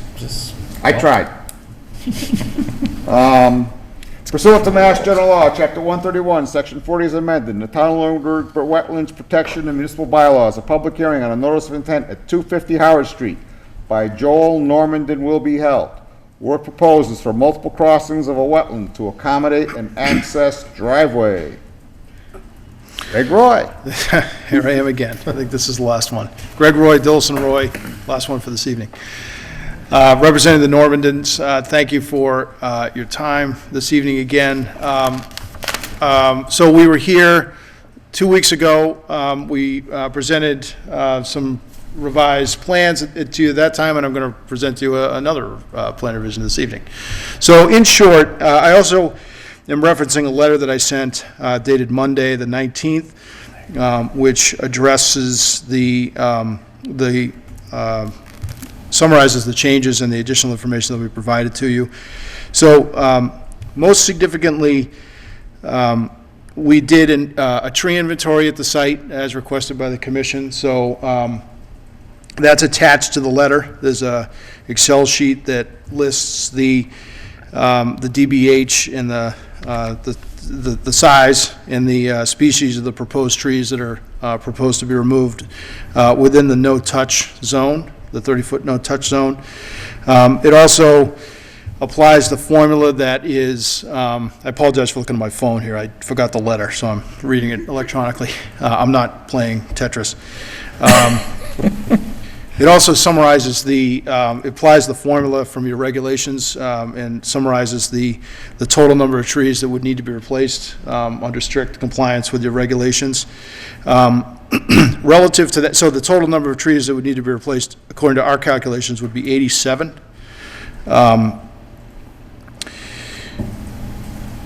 Quite frankly, it's just plain difficult to fit that many trees on that site. As I mentioned before, we're proposing a linear disturbance here.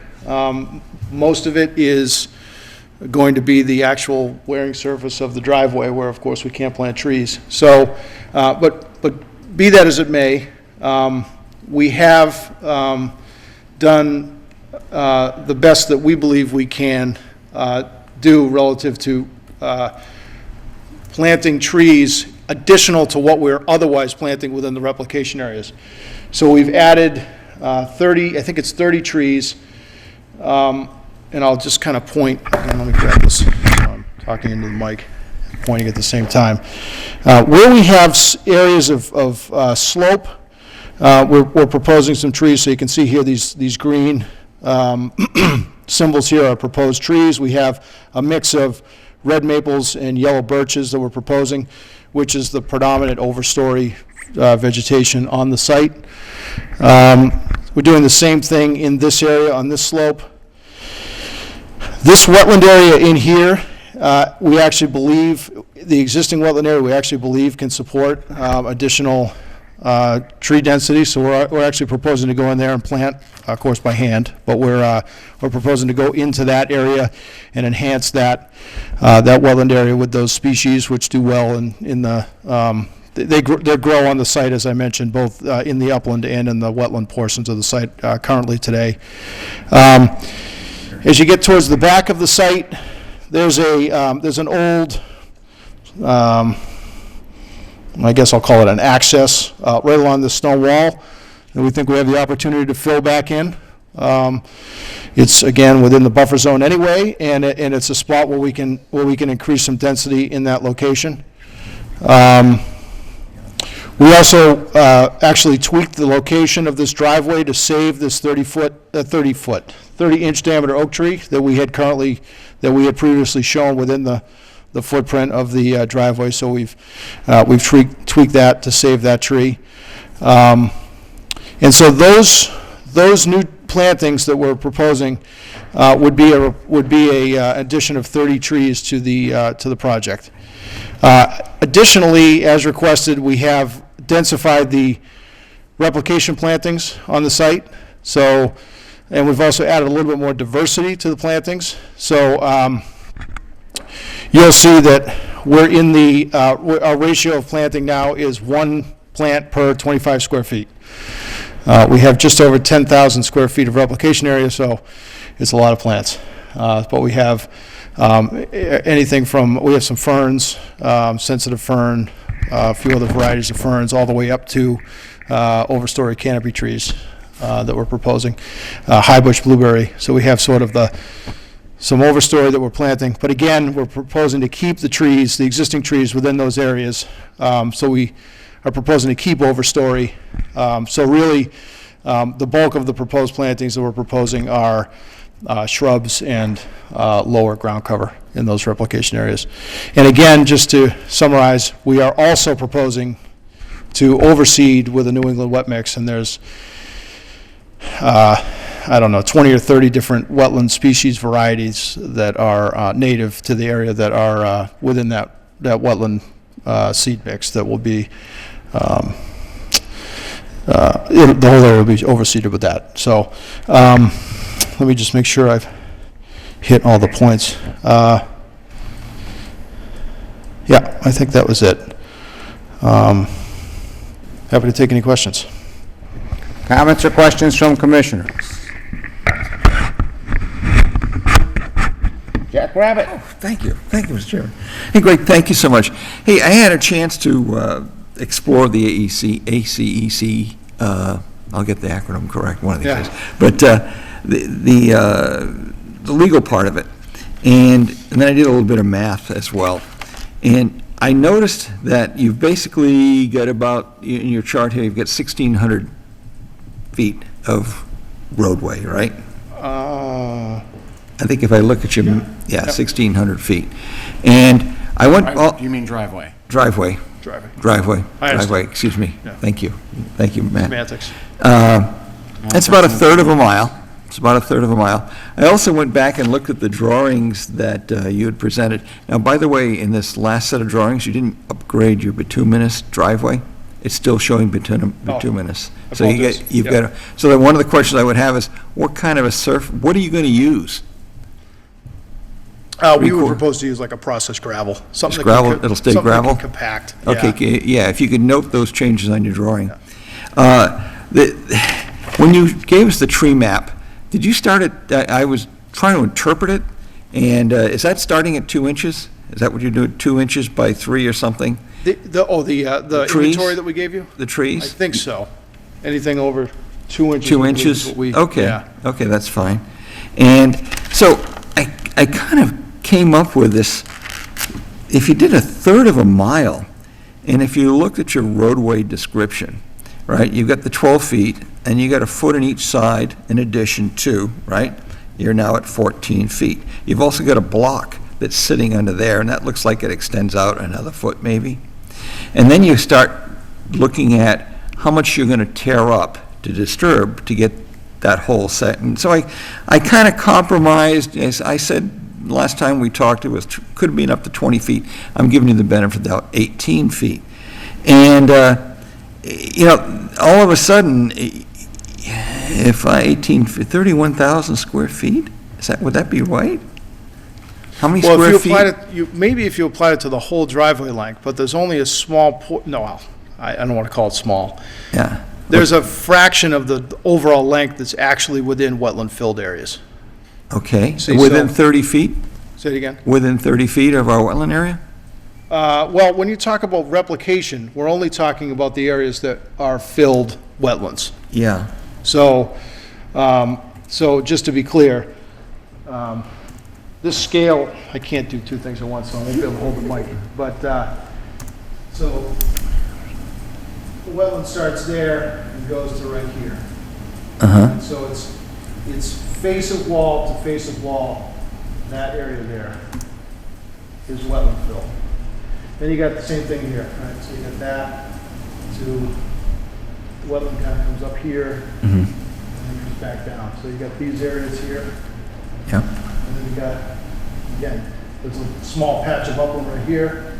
So you've got that spot and that spot all the way up to there. So it looks, you know, I think it has a tendency on these plans sometimes to look worse than it is. You got a small, we really, How about in the front section the here, front Greg? section, I can do the same thing. So you kind of see the green line in the plants. It comes through here, and then there's a patch of upland right in here, right? So you've got this area, and you've got a small area there, and then down here you've got these smaller limited features. So when you add that up, that's the portion. When you add those up, again, face of wall to face of wall, there is probably going to be some temporary disturbance to fit the footing in. Oh, yeah. But it's temporary in nature, so it's not a permanent disturbance, so we didn't, Okay. that'll grow back to wetland area. That'll be restored back to its existing grade. But when you add those areas up, that's the part that is Still at 14. 4,800 square feet. Yeah. So I just roughly threw out 28, but I'll go with your 20,000. Now, your limited requirements start at 5,000? I'm not sure I understand the question. Okay, there's a limited, Oh, okay. yeah, you're So, starting the at limited- 5,000. You're 4 times over that right now. Well, I think we're less than 5,000 on the wetland field. Okay. Actually, yeah, we got to clarify that one, Jack. Right, it's a. You're blending in 30-foot no-touch zone, I'm looking at anything in that area. right, with wetland. Right. Under a limited project provision, it is wetland only.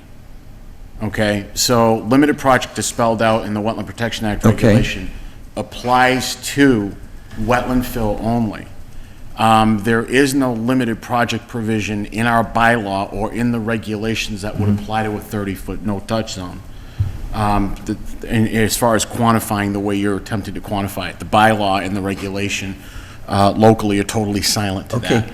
And first of all, I apologize, my computer, I had all that stuff in there, and it doesn't want to come up. But, so there's also a caveat in there that you've got little islets that can intrude in and go inside and out of that, and that all of a sudden takes you down to 500 feet or so? And are we subject to any of that in that area? Are you talking like, I think they call that like a finger-like wetland projection? Yeah, okay, fingers. I mean, I don't think we have a finger-like wetland projection here on the site. So, let's see if I can draw. A finger-like wetland projection would be, you have a big parent wetland, and then you have these sort of wetland seeps that do this. And these are driven by, I suppose they could be driven by surface water, they can be driven by groundwater that just, it just seeps out into a. And when I was walking it, I seemed to notice there were those little sections, but I could be totally wrong. But they're driven, in this case, there's actually wetlands up above it. You see what I'm saying? So this is a terminal point of the wetland. In our case, we have portions where the wetland really necks down and it kind of looks like a seep, but it gets wide, upgrading of it, it's driving. So you're saying the fingers really aren't there then? Is Well, that- I don't think it would be, Matt can feel free to chime in and correct me if I'm wrong, because he's maybe more versed at this than me. But I don't think this would be a true, and I think the Act, and correct me if I'm wrong, I think the Act actually allows you to not replicate at the same ratio for finger-like projections. I didn't get to that detail. I Yeah, didn't see that in so the section I read, yeah. I think the Act, Under regulations, there's a certain amount of finger-like wetland projection that you can declare not significant. correct. The So- burden of proof on that totally would rest on the applicant. Right. And I think the last time we did that was at the Hickory Hills Dam, when they did the dam repair. And Okay. So what I'm saying is, I'm not asking for relief on that. I'm not trying to define any of these as finger-like projections and take any relief from any of the replication provisions. And I don't think that they would truly meet the definition of a finger-like wetland projection because they have hydrology from upgradient all the way down gradient. So doing the fill in here, there's still gonna, if you were to fill in here, I think if this was insignificant and we could prove to you that this was insignificant, we could not replicate that because it wouldn't have any value. If filling this section is different because all this is still gonna, will still be wetland after we're done. So that's why we're proposing these culverts at every single point so that we can maintain hydrology. Versus this case, where if we were, part of that proof that we would have to provide to you would be that that would have no hydraulic significance. We wouldn't need a culvert there. Lots of different things we'd have to tell you. We're saying actually exactly the opposite in this situation. We do believe that hydrology is present and we need to maintain that. So. And the question also in the regulations required that you map the hydraulic flows? Yeah, which Do we have I that? mean, we've taken we did an existing condition survey and we have all of the existing topography in there. Those culverts are set at we have inlet and outlet elevations on all the culverts that we're proposing based on the existing grades that are there. So that we're gonna, the idea is to not have a situation like you see on the side of a road sometimes when you have a culvert that comes out and then there's a 2-foot drop into a plunge pool, right? So we have surveyed those elevations and we've set the culverts so that they match the existing grade so we don't have any erosion or scouring potential on those. So I think that's what that's referring to. Okay. A lot of times we do not topo inside the wetland, right? So if we're just doing a buffer zone project, we will not topo. We'll topo right up to the wetland flags and we'll stop because we're not going to be doing any work in the wetlands anyway. Much to my survey crew's chagrin on this site, we actually topoed right through the whole wetlands because we knew we were going to have to be doing that level of detail. Yeah. So we did extra work here to make sure we had that. Right. So the concerns apparently were around hindrance to flow, stormwater flow. Yeah. And they were asking, where are our particular areas of concern? And so if you're saying that there, I'll go back and take a look. Yeah. Yeah, and again, just to bring everybody back to my initial remarks on this, we treated the conveyance of, we treated the maintaining of hydraulic connections and the conveyance of stormwater across the driveway as a real important point in our design parameters, which is why we have sort of a decentralized approach to the culvert placements all along. We're not just proposing like one culvert, we're proposing several all along the length of this, so that in every point where we have a hydraulic, at every point where we have a critical point where hydrology needs to be maintained, we have a culvert to do that, so that we're not channelizing flow in one area and then Right. artificially drying up the downstream wetlands. Right. So we've really, that was a early planning constraint for us to make sure, and we looked at the tributary drainage area upgrading of all those culverts. We ran a stormwater, in the industry, a HydroCAD stormwater model, and we sized. You'll notice all those culverts are not sized the same. We have, here we have a 3 24-inch diameter culverts. Here we have 115. Okay. So we size those based on what's feeding that location. and we made sure that we could convey the stormwater appropriately, so. Anything else, Jack? Just a question, the restoration areas, help me again, where are they? Yeah, so there's 4 of them. There's one right in here, one here, one right in there, and then the biggest one is up. Right up in that area there. So what you gonna be dragging the soil in to those areas? Right, so we would prep these areas, so we would excavate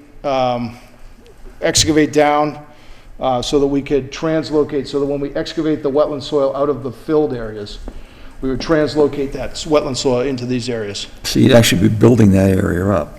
Well, yeah, but we'd first excavate it, so we'll over-excavate it down, 6, 8 inches or so, and then so we can translocate the actual wetland soils in there. So like I said last week, we're actually, by translocate, I mean excavate it out carefully and move it into this area so that we're maintaining the seeds and the same soil from the area. There's more replication area than there is fill by factor of 2, right? Because we have a wetland replication factor of 2. So we will have to modify that. We'll have to add some more organic soil to the mix. And we'll have to modify, it'll be like a loam with organic compost mixed in there to supplement that. But to the maximum extent possible, we will be translocating actual wetland soils that are on the site into that area to be used. Okay. Anything else, Jack? No, this is good for now. Thank you, Bob. Thank you. Any other questions or comments from commissioners? Mr. Chair, Richard Bursch. first off, Greg, thank you very much. You have definitely gone above and beyond in being thorough. So I do appreciate the efforts of you and your crew. The only comment I did have on the replication areas was actually the 20 or so trees that you're placing that aren't going in the replication areas along the driveway. You have them in upland areas? Yes. Is that okay? The only thing I would ask is less than 10% of the trees that you're taking out are red maples, and you're not taking out any yellow birch. You try to use the trees that are already in the area. Yeah. For those upland plantings. I mean, you've got a really nice palette to work from with sassafras, black oak, black gum, basswood. I would like to see if you can just put back roughly in proportions to what is there and not put all red maples and yellow birch in the uplands. You know what I mean? Yeah, I totally get that. Yeah. Okay. Other than that, no, I'm definitely happy with the 1 plant per 25 square feet. You are putting a few trees in there. Of course, there are trees in your proposed replication areas existing, so that's good. You did touch on adding or figuring out how to come up with twice as much hydric soil as you have on site, so that'll work out good. So, yeah, just like I say, use the native palette that you have there for your selection in the uplands, and other than that, I think it's well done the way you've got it. Thank you. Thank you. Any other comments or questions from commissioners? Go ahead, Jack. Thank you, Rob. Mr. Chairman. I do want to thank the petitioners for taking the opportunity to take some of that land and put it into conservation. You know, I'm honestly having a hard time with accepting the ACEC. But at the same time, I do appreciate and sincerely understand this is a great horse trade for both of us. You know, so thank you. I do want to say thank you. I would just say for myself, I think the applicant did a great job proposing, putting a driveway in some place that's difficult. This design and the replication and the replanting of trees is going to cost the applicant a great deal of money. I myself have trouble in a linear cut like this asking the applicant to replace trees that have been removed. I'm not sure it makes sense, but the applicant's offering to do it, so I'm certainly not going to turn it down. But at this point, are there any comments or questions from members of the public? Hearing none, I'm looking for a motion to approve, and Rich had some comments, maybe he would like to make a motion about the tree mix. I'd make a motion to approve, prior to construction, we get an updated tree list for the upland plantings. Do we have a second? Mr. Chairman, this guy, Go ahead. I would also like to amend Rich's to include the elimination of the bituminous roadway and go into the gravel. Process gravel. That's what I was going to say. Gravel. Is that yours too? That was mine too. Good You're job. brilliant. Rich, you accept that modification? I do. Greg, you're okay with that? Yep. Okay, yep, I'm good with that. Do we have a second? Second. All right, motion and second, roll call vote. Rich Bursch. Aye. Pat? No Patty. Katie Childs. Aye. Jack Rabbit. Aye. Jeff Viviano. Aye. And I for myself. Congratulations. Thank you very much. That was a good one, Zach. It's a Good job. complicated one, but I appreciate your time on Good that. job, Greg. Amazing job. Pursuant to Mass General Law, Chapter 131, Section 40 is amended, in the Town of Lunenburg Wetlands Protection Municipal Bylaws, a public hearing on a requested determination at 90 Roost Street by Brian Dalmaso will be held. Work proposes the addition of sand to a beach. Okay, so I'm taking the reins on this one here because based on what the commission had asked me to do. Previously, the commission had asked me to look at the applicant's property and see if there were ways that we could prevent any or minimize any potential erosion of that beach to keep the applicant from having to go in and rake all the time, which may wind up being the only solution. So I looked at the property actually on multiple occasions because of there's a lot of difficulties with the location of that property. And for those of you that have been on the board for a long time, which I believe would just be Rich at this point, this was the former Steve Boucher property. And I remember when this area was built out, it was a tough lot, it was a tough order, it went under some very old standards. So what you have here is you have a lot that's basically at the bottom of a steep slope, which is Gary Williams. As we've all walked Mr. Williams' property, we know how steep that slope goes down, and the beach is the recipient of all of that overland flow. There's really no way without extremely major construction work that we could divert water away from the beach here. It's just gonna happen. And you're talking like major work. So I'm not recommending any changes to the property. I think at this point, unless the property owner is willing to spend major dollars on a major drainage system, which I don't think would be physically or logistically possible under current regulation, I would simply just recommend issuing a negative determination and allowing the applicant to continue over a 2-year period to pull any sand back that erodes into the water. Instead of adding water, just the determination will be scoped to, you can't add any sand, you have to pull the sand back out that erodes it. Just like we did at the town beach, just like we've done in a couple of other instances. So that would be my recommendation at this point. Thank you, Matt. Any comments or questions from commissioners? I have a Just a quick comment. question, Mr. Chair. I'm sorry, Richard Bursch. So, Matt, it looks like their application is just for moving of the sand back into place, not for adding any? Yeah, but I want to make sure that the caveat's installed in there that we're not, that this determination is not allowing additional sand. That's all. Okay, I'm fine with that. Thank you. Thank you, Mr. Chair. Thank you, Richard. I'm sorry I didn't catch that you wanted to talk before me. My personal opinion is that we should be encouraging people to rake, that have sandy beaches, to rake sand back out of the lake onto the beach, and that they shouldn't have to apply, they shouldn't have to do anything, you know, they should be able to take and go out there with a rake and rake the sand out of the lake, back up onto the beach without having to come to us or anything else, because that's I think that's the best solution. But that's just my personal opinion, and that's not the way it goes.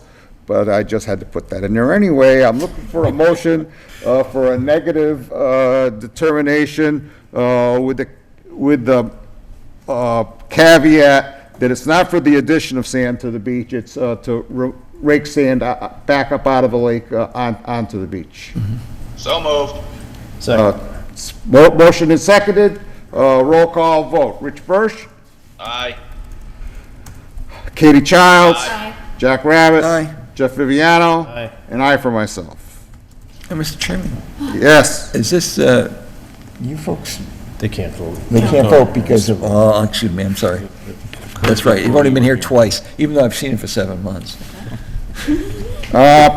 Pursuant to Mass General Law, Chapter 131, Section 40 is amended, the Town of Lunenburg Wetland Protection Municipal Bylaws, a public hearing on a notice of intent by Mass Pleasant LLC will be held.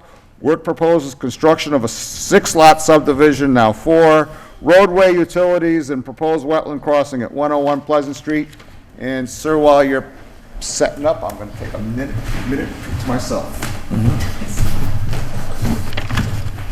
Now, have we ever done a site walk here? We just got this, didn't Did I we? miss a site? Didn't it just show up yesterday? No, this was originally like much larger. Yeah. We scaled it down. Right. But I thought that, when I was looking at it, I don't think Today. we've ever been there. excuse me, sir, I'm Jack, by the way. When did your latest set of drawings come over, Matt? Did that just come over the last couple of days? Am I rethink? It did, yeah. And I think you're right, we haven't had a chance to do any kind of walking around on that, aside from, I don't see a problem with the sidewalk, but we may want to hear what Mr. oh, Chris yeah, has to say absolutely, as far as- absolutely. I was just wondering if we had. Yeah, basically, the changes in the last revision were to, we added a rain garden. We had to get our TSS a little bit higher. Okay. Or as my cell phone would call him when I ask for a voice dial, it calls him Grisevich. Well, that's the, The actual technically, Polish- that's the right way to say it, Polish but pronunciation, yeah. Grisevich. they never taught me that. I had to learn on my own. I'm not going to change it now, though. It's too late. Well, honestly, I learned about that type of pronunciation from doing work with the town of Dudley. Oh, yeah. An Irish, Grilevich, Bogdanovich. it's only 9 o'clock. They know how to say it, yeah. There's an Evich over there. I know. You're up early. What's an Irish accent? It's when you leave without saying goodbye. Oh, it's like when you sneak out of the back of the church. Yeah. Oh, yeah, okay, I'm sorry.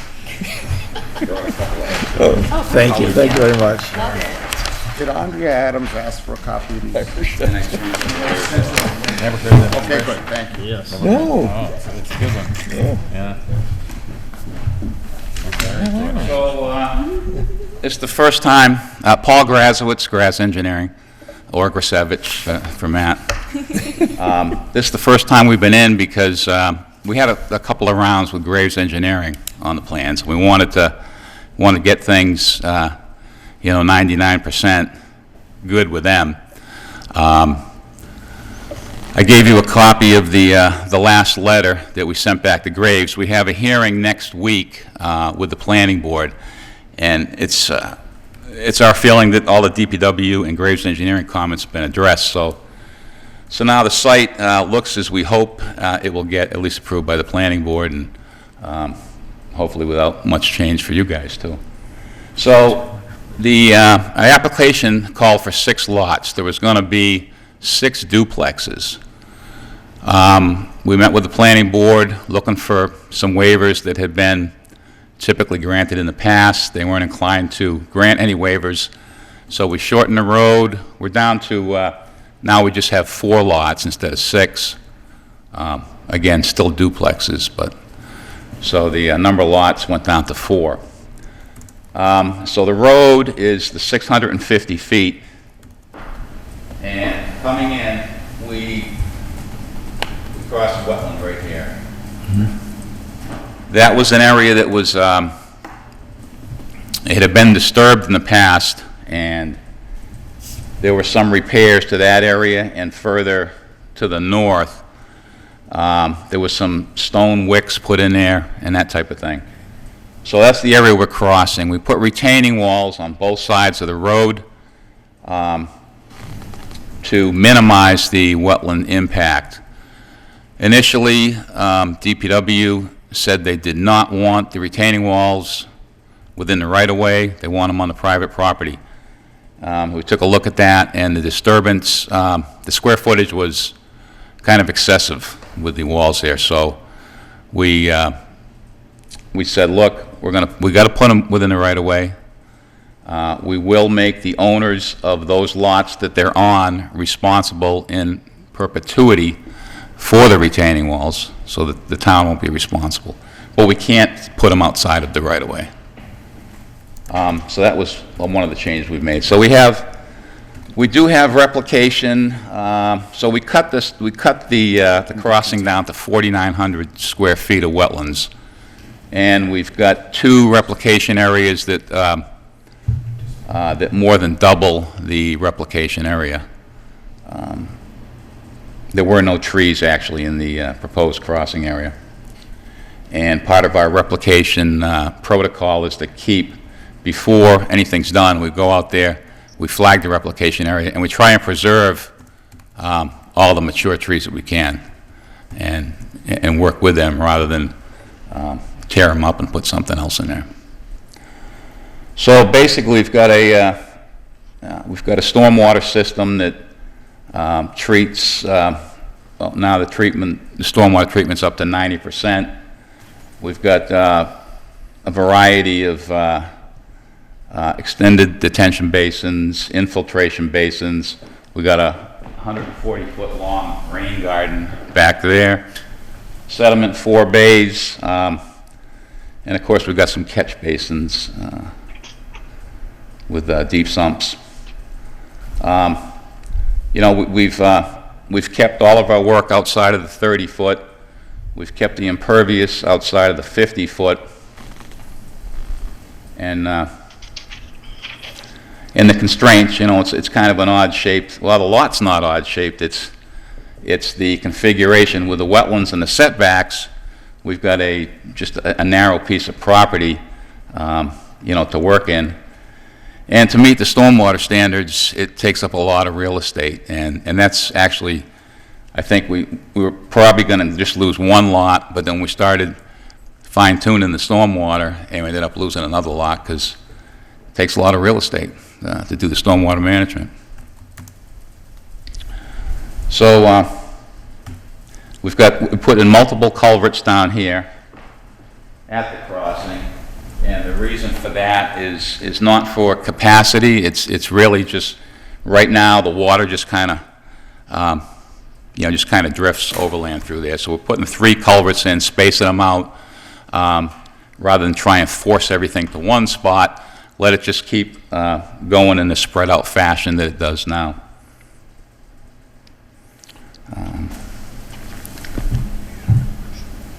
We stayed outside of the 200-foot riverfront. That's this line up here. That yellow dash is kind of hard to see. It's kind of light. So we kept our work outside of that. And we do have a lot of work in the 100-foot buffer zone. We've got half of the duplex here is in it. All of the duplex here is in it. And just the corner of that one, and that one's not in the buffer zone. So you've got basically out of the 4 buildings, we have 1.5. It's 200, that's 100. And just the corner of that one that's in it. We do have some, on the sheet you're looking at, the existing grades have been turned off, and the utilities just kind of make it a little less overwhelming, but we do have septic grading within the 100-foot, and just general site grading, you know, in this lot within 100-foot. There'll be individual filings made, of course, for, it looks like for every lot, each one of the 4 lots will need an individual filing. So then, to be clear, tonight's filing is not for the houses, it's for the subdivision. Correctly, just a subdivision. So then we'll get new filings to when you actually go to construct the houses. Yeah.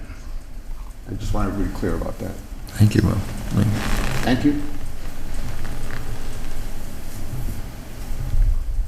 Well, that's it in summary. If you have any questions, I'd be happy to answer them. What questions and comments do we have from commissioners? Richard Bursch. Through you, Mr. Chair. when I look at the wetland flagging plan, page 2, for some reason it seems like the replication areas have already been flagged as wetlands. Am I seeing that incorrectly? You're looking in the So if subdivision plans? Yeah, so if I look at page 2 of what Matt had put for us as the stamp set, which I think is dated the 13th of July. So, No, the replication areas, if you're looking at, for instance, the one closest to Pleasant Street, the replication area basically is more or less a straight line from B12 to I'll say B20. And if you look on sheet 2, there's no line across there. So basically, if you visualize a line from B12 to B20, that area is the first replication area. And it's hatched on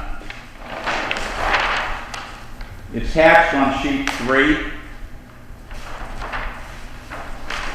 So you haven't shown the existing wetland boundary then, in that area?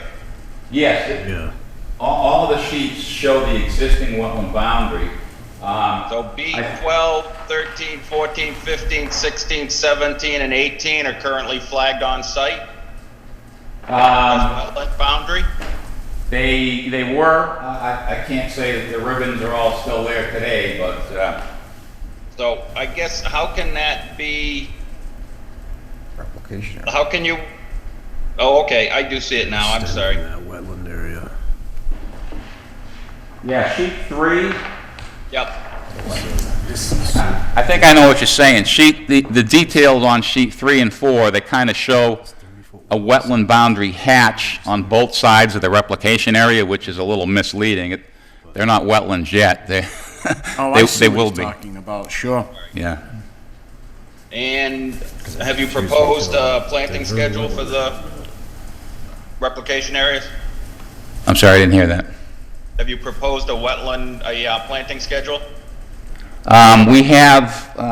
We've provided some notes and details on the drawings, but we usually submit, and I haven't submitted, and I will submit to you, an actual protocol for the planting the species in each area. All right, so there's going to be more filings to follow?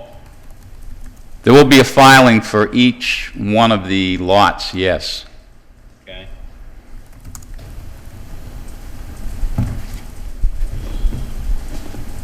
Have the wetland replication areas been flagged in the field? No, the areas haven't, no, They haven't. not yet. Are the homes flagged at all, or septics, or test pits? No. Anything for reference? Would all that stuff come in your filings for the individual homes? Well, I'd just as soon take care of the replication areas now as part of the I'm road. talking about Jeff's question about, the septic and the home sites, and I'm assuming that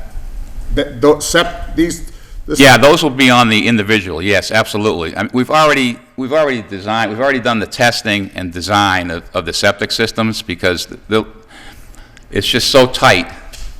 We had to know what was gonna fit and what wasn't gonna fit. So we've essentially designed them all. So that's why you'll see grading on these lots. This right here is where the leach field is.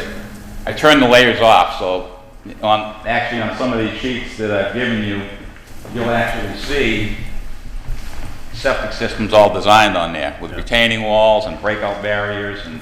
But tonight, we're not evaluating Right. the location of the septic systems Exactly. or the location of the homes. Right, that's really just kind of for our purposes for designing the roadway and the grading. I guess. Go ahead. I mean, we're gonna be doing a site walk, so I think what we're alluding to is something to give us a reference on where we're standing when we walk out here. Sure, yeah. Is the house, so the house is, so if we have some reference points, we can kind of figure out Okay, where what would the you, layout is. So mean- I'm just curious what you have. I'm sorry, go ahead, I'm sorry. No, I'm just kind of curious what's marked out there right now, and at least me. I can tell you what I'd like to see marked out there. Yep. You know, I'd like to see the replication areas marked. And I'd like to see, I'm assuming the roadway is marked, and this really long driveway marked. And I'm wide open for, you know, comments from, you know, other members about what they'd like to see marked out there in the field, you know, so we know what we're looking at when we go on a site walk, because we haven't been on a site walk yet because Yeah. there'd be no point. Right. I think if some of the wetland flags are there, we'll be able to figure most of it. Yeah, out, but- when we're out there, we'll check and, you know, if they're missing, we'll put them back up. No, I'm not saying put them back up, but if we find a few, we can find like, you know, wetland flag B21. Okay, that's where Yeah. we are. Yeah. What I'd probably do, Paul, I'd probably go out where the replication area is being proposed, and we're gonna mark the replication area. Yep. Rehang those flags. Yep. At a minimum, just so that we're clear, replication versus wetland line. Yeah, if they need rehanging, you know, it's like. Yeah, if they need we're- rehanging. We're pretty good at Not every finding one. old flags. You're only talking about like a section of 6 or 7 flags, it's not gonna take long. Yeah, some have metal tags, some don't. Yeah. Other comments or questions from commissioners? Mr. Chairman, is this driveway or road going to continue? We left an easement. It's not going to continue now. Right now, you may recall, Danny Guider had put some culverts out there in a stream to the north. He owns behind here all the way out, all the way out to Mass Ave. And so that had to be removed and restored. And so we kept an easement here for future access to that land. He's planning some things with that other land back there, and so we kept an easement in case he needs access to it. He really, right now, can't get to it from either side because of his perennial streams. I'm sorry, where is the easement on here? It's Yeah, that's another. lot, okay, on that it doesn't really show, but Who owns this lot? on the other sheets, it basically follows the driveway.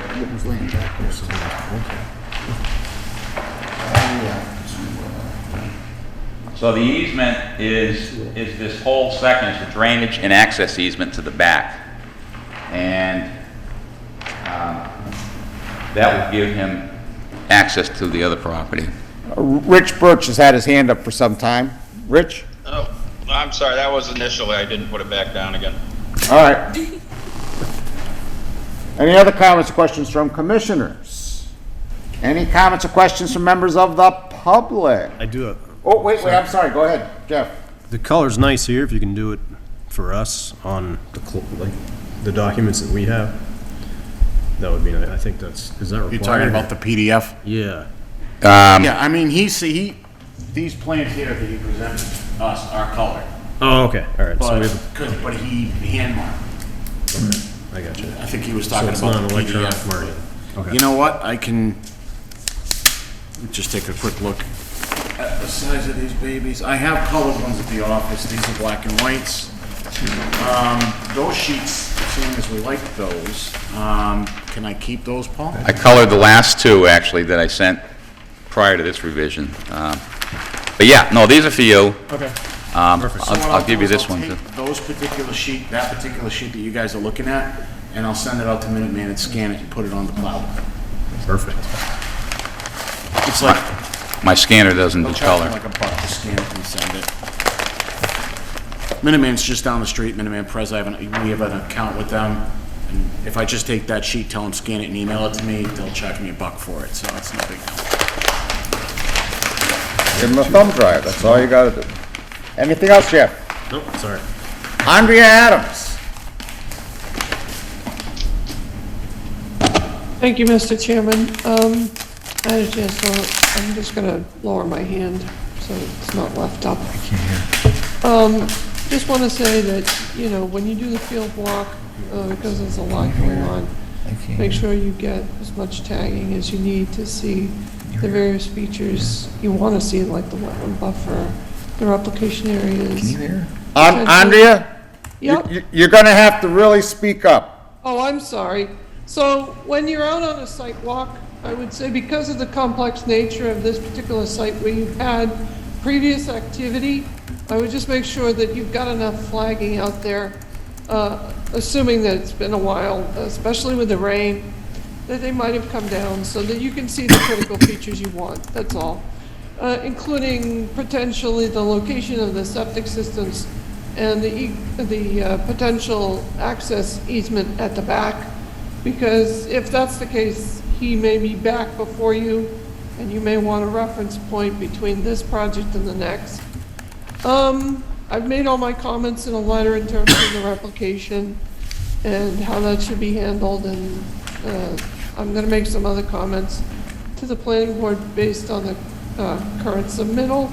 The other thing I would recommend, but obviously it's not your board's place to deal with it, but I'm gonna also talk to the Board of Health, is a community system which you would put for sharing the wastewater or the gray water from all of the units. Perhaps there's a way to do one system that can be maintained by the homeowners association with less disturbance, all told, more disturbance in one area, so it might be a trade-off. Other than that, I would just, you know, urge you to be as circumspect as you can in terms of this being the beginning of a larger development proposal, and I'll be interested to see what happens next, and obviously probably commenting on the individual filings for the lots. Thanks. Any other comments or questions from members of the public or the commission? Mr. Chair, Go ahead, Richard.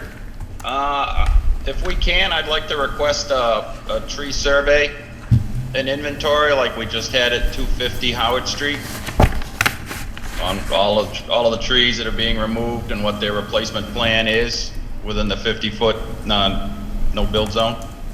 Within the 50-foot or within the 30-foot no disturbance? I think you mean within the 30-foot no disturb zone, Rich. I would like to see it in the 50. I mean, that's just, it's a fairly heavily wooded area, and they're going to be taking out a bunch of trees in this iteration with the right-of-way, and then moving forward again with the houses, so. If they can just get it all done at once is probably a better idea. Again, just my thought. Thank you. Thank you, Rich. I would like to just mention for everyone here, we've never opened this hearing before tonight. We've always continued it, and so our two new members will be able to participate in this hearing. Actually, I have to clarify that for you, Mr. Chairman. We opened the hearing, did not take testimony, and then continued. Well, that's what I mean, yeah, but we've never taken any testimony. Yeah, but and when it comes to open meeting law like that, language is everything. So I just wanted to make sure that that was clarified. So you're having all 7 members vote on this. So if we're all here, you need 4 votes. Keep that in mind. When do you think you could do that flagging, so we could do, you know, a site walk? We could get out there next week. So we would probably do a site walk right the Saturday before August 4th, whatever the date that is. Looking it up now. 31st. The 31st. I bet it would be the 31st. So, you know, if you can get it flagged, you know, before the 31st, you know, then we could do a site walk, and we'd have something to talk about. Okay. You know, at our next hearing. You know, to make forward progress on this application. Right, sounds good. Now, I didn't hear, Richard had I didn't hear all of his comment, and it was talking about an inventory. Okay, so we have this rule about replacement of trees that are removed within the 30-foot no disturbance zone. You know, and just like those people that had the 1,600 Oh, right. driveway. Yeah, okay. You know, and then we asked them to replace Right. trees that were removed in the 30-foot no disturbance zone. Okay, that would be for our wetlands crossing, because we're not going anywhere else in it except for in the replication area. So, We will do it, after we flag the replication areas, we'll actually see what trees are in there. but that's my interpretation. What Richard asked for is trees within the 50-foot no disturbance, you know, but that was his ask. I don't quite understand it, but I don't have to, you know, it's his ask, and so, you know, you need 4 votes, so. Okay. Yeah, we're not actually losing any trees at the wetlands crossing, but, Richard, you got more to say about that? Go ahead, Rich. You know, again, this is just a very large project, and I think to get a grasp on it as a whole, it'd be nice to see the survey from the 50-foot line into the edge of wet. Our last was just a driveway, so it was a fairly limited construction and disturbance zone. This is a far greater construction and disturbance zone. So actually, all work and all trees removed within 100 foot do have an impact on the wetlands down gradient from this. So I do think we should be taking it as a whole and just keeping in mind the sheer scope of the construction that is going to be taking place in the 100-foot buffer zone. And so, Rich, can you clarify what your ask is? You're asking him to? Tree survey for all trees removed and the plan for replacement within the 50-foot no structure zone. So 50 feet to the edge of wet. Thank you, Richard. So that member's ask, so. So it was just for the tree inventory for the 50-foot buffer zone? Yep. Okay. Could we get I an did have one inventory other for just 30 quick foot as note well? comment. The 46-foot square foot replication area should be bounded by the erosion protection. It looks like we just have it along the back edge. And it looks like in the other one you have it bounded. So you should have erosion protection to protect that replication area once it's in place. Oh, yeah, right. And I would imagine that your limit of work is the 30 foot, so you should probably have it along the 30 foot to the driveway. I was checking to see if that was a layer off on that plot. Yep, yeah, because I just see it in the back, so. You're right, yeah, we did it on one area, not on the other. Okay, I just noticed that, so it's just something to have in the updated plans. Thank you. Yep. Thank you, Richard.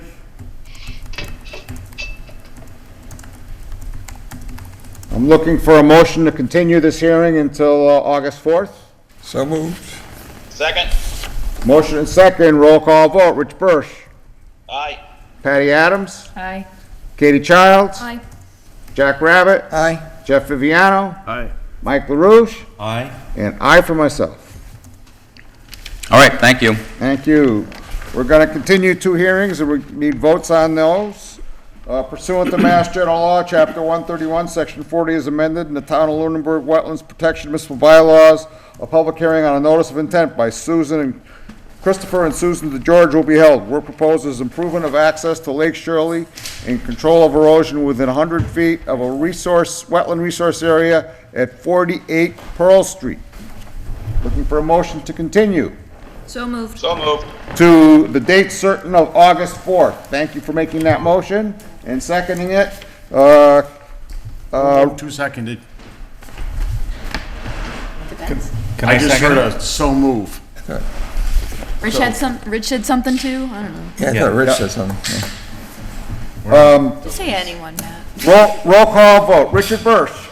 Aye. Patty Adams. Aye. Kate Childs. Aye. Jack Rabbit. Aye. Jeff Viviano. Aye. Mike LaRouche. Aye. And I for myself.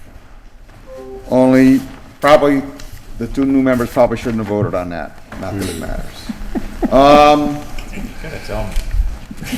Pursuant to Mass General Law, Chapter 131, Section 40 is amended, and under Lunenburg Protective Bylaw, Chapter 335, the Lunenburg Conservation Commission will hold a public hearing on a notice of intent by Cynthia Ritchie for work at 137 Flynn Road to build a natural stone wall along the waterfront to protect against future erosion at the edges of the land and beach. I'm looking for a motion to continue until August 4th. August 4th. So moved. Second. All right, motion and second, clearly enunciated. Rich Birch. Aye. Patty Adams. Aye. Sorry. Katie Childs. Aye. Jack Rabbit. Aye. Jeff Viviano. Aye. Mike can't vote, neither can Patty. Aye for myself. And on behalf of us old deaf guys, thank you for saying that nice and loudly. Welcome. All right, that concludes our public hearings for tonight. Violations, Leominster Road is ongoing. Take us through our violations and Matthew. 48 Oak Ridge, I said a written request for a site visit, so I'm waiting a response. That request was sent out like the middle of last week, so I should have something as far as an update on a site walk for the next meeting. 205 Arbor Street, I'm gonna have to continue to call the EP to get an answer out of them, because they still haven't provided me with a sufficient answer. 37 Pearl Street, the applicant is due to submit his RDA in like any time. That was where he was doing the walkway, basically up to the water's edge, but it was replacing an existing walkway. 23 Cove Road, I actually walked out on site with Scott Smyers from Oxbow Associates, looked over the alteration and grading that was done, did some soils probing. It seems pretty obvious that there's been no wetland itself filled, but it's been basically graded up to the edge of wetland. So Mr. Smyers has currently delineated the wetland, is assessing different impacts on the property, and is going to file a restoration plan with a notice of intent. Jack Rabbit. Okay, Matt, Cove Road, just as it turns on to whatever the road is, that corner lot, they were dumping all that stuff in there. Anything come out of that? He just talked about that. No, this is, I just said that. Is that- All the impacts in that area. Oh. That back lot is also part of 23 Cove. oh, I didn't know that, okay. Yeah, because we're also going out with DPW to look at the roadway, because part of his restoration, you've got basically flow gullying off that roadway and heading into the wetland. Yeah. So they're gonna look to actually maybe do some, stone padding along the roadside. Oh, So okay, I'm gonna thank have you. DPW come out and look at it with me. So Okay. he's coming up with a lot of little ideas to clean up the area as well. I didn't know that was still part of 23. Okay, He thank you. actually also owns the lot next to him. Does he Separate really? lot next to him. If you go there, you'll see some trees that were ribboned off. They're not gonna be cut down. He bought it before they could be cut down. Yeah, and he was been dumping some material in that little divot area. Okay, thank you, sorry. Thank you. New business. I think you probably listened to Michael. I think at this point, I rather not have negative comments coming out of the Board of Selectmen.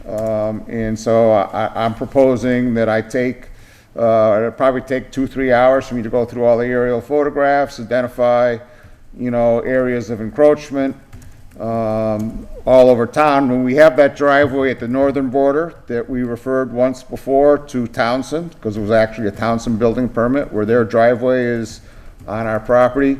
I already noticed a shed over on the Larchtown Forest that comes off of Route 13. And I think you probably saw the map I forwarded to you where Rob Oliver, found some other encroachments, on Cowdrey, not too far from 192 Townsend Harbor. And so I'm proposing that I do that, knowing that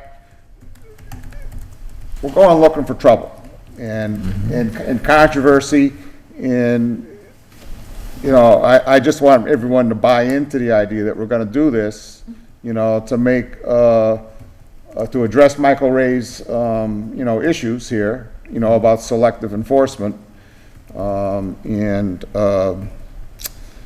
So, I'm looking for, does anybody have any issues, you know, with me pursuing this, you know, doing a more comprehensive look at all of our conservation properties, you know, using the orthophotographs. I'm not proposing to go out and, you know, do field work.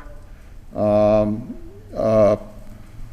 think we have to at some point discuss a couple of the places that were identified by Rob Oliver. It looked like people are probably mowing on existing fields. I think at some point, once we've done it, we'll have to talk about it as a commission. Is this something that we need to get, you know, send legal letters and stuff about, you know, if they're mowing on existing fields, you know, large in their lawns kind of thing.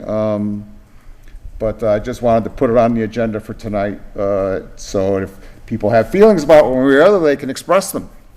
There's one thing I would recommend the commission examine in its evaluation on this issue, is a procedure for public outreach when we have to work with property owners to figure out how to remediate these encroachments. Yeah. So we should come up with some type of procedure, maybe with Adam Costa, for public outreach.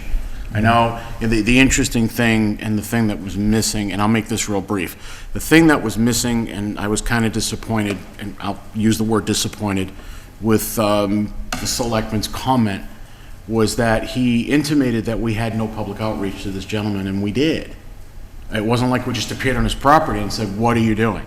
We did send a letter saying, hey, we have, from our town council, saying we have a problem, please work with us.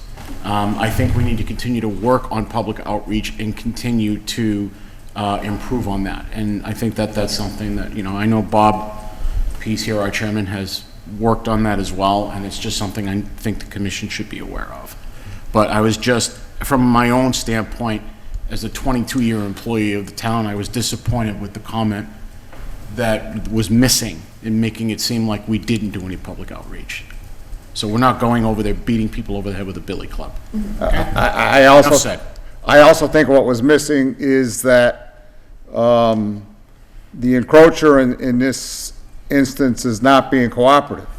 You know, most encroachers in our past experience, in my experience as a trustee at the Wet Woodlands, where we had encroachment onto our kind of extensive properties, and past instances where we've had people encroaching or putting up signs or whatever, we go and we have our lawyers send them a letter. Usually they don't like it, but they comply, and it's a non-issue. We don't have to take and go back to town council for further advice. We don't have to request a survey. We don't have to think about, gee, are we going to have to litigate here because the person cooperates, and that's lacking, you know, in this instance. So, but I expect that'll also be lacking in the driveway up at the northern end of town too, so. Go ahead. If I could, I sincerely appreciate the work that you did. I said, this is a great strategy, being able to highlight, put little red circles and saying, you know what, they could be something that needs to get remedied. And I thought that our approach with that particular property in Townsend Harbor, we did. We wrote them a nice friendly note. We tried to, and I think, why would we want to change that? I would, you know, we send a little picture and say, hey, we've noticed this. Can you come on in and just share it with us? What are you thinking? I agree, and that was the point I was making earlier, Jack, was that we just need to continue to smooth out and improve on the public outreach, just to make sure, because it's a delicate situation. Oh, yeah. I mean, Mr. Jeffries did have a point. It is a delicate situation. What I was expressing disappointment in was the flip side of that was that it intimated that this commission was being insensitive. And we didn't just appear on this gentleman's property with pitchforks, torches, and billy clubs saying, you know, get off our property. Yep. So I want to make sure that that's perfectly clear here. That's all. Right. And with the methodology that Bob's uncovered in terms of making it easier to see and being clear, we're not going to be saying, Jeff, you ready now to start walking? I mean, we're not going to do that. And we're not going to be able to figure out that somebody's throwing clippings down the hill into the wetland. We observe that, but I think, Bob, what you've got there is a really workable model, and just, let's use that. And, and to my other comment, I still think that if, my earlier comment with regard to, hey, if we run into a situation where they refuse to, and we're wrong, and we pay for the survey, but on the other hand, why can't we come back and say, guess what? You're gonna have to pay for that survey if it's of your particular property area. Why should we be paying it? So, but that's something that's beyond my pay grade. I forwarded to you an email I got from Mary Wilson. Mary Wilson is a member of the Lunenburg Snow Riders, and she has spent hours and hours putting up yellow trail markers out in the woods. And she put up a bunch of yellow trail markers up in the northwest town forest, and someone has carefully gone around and taken them all down. And she thinks it's because, the center of every single trail marker says no ATVs. And there's a tremendous amount of ATV activity up in the northwest town forest. Yeah. And so, there's two approaches we could take here. She's suggesting that we authorize her to take and just go out and paint orange and yellow circles on the trees up there in the northwest town forest, or we could go back out and put them back up, and try and catch the person using,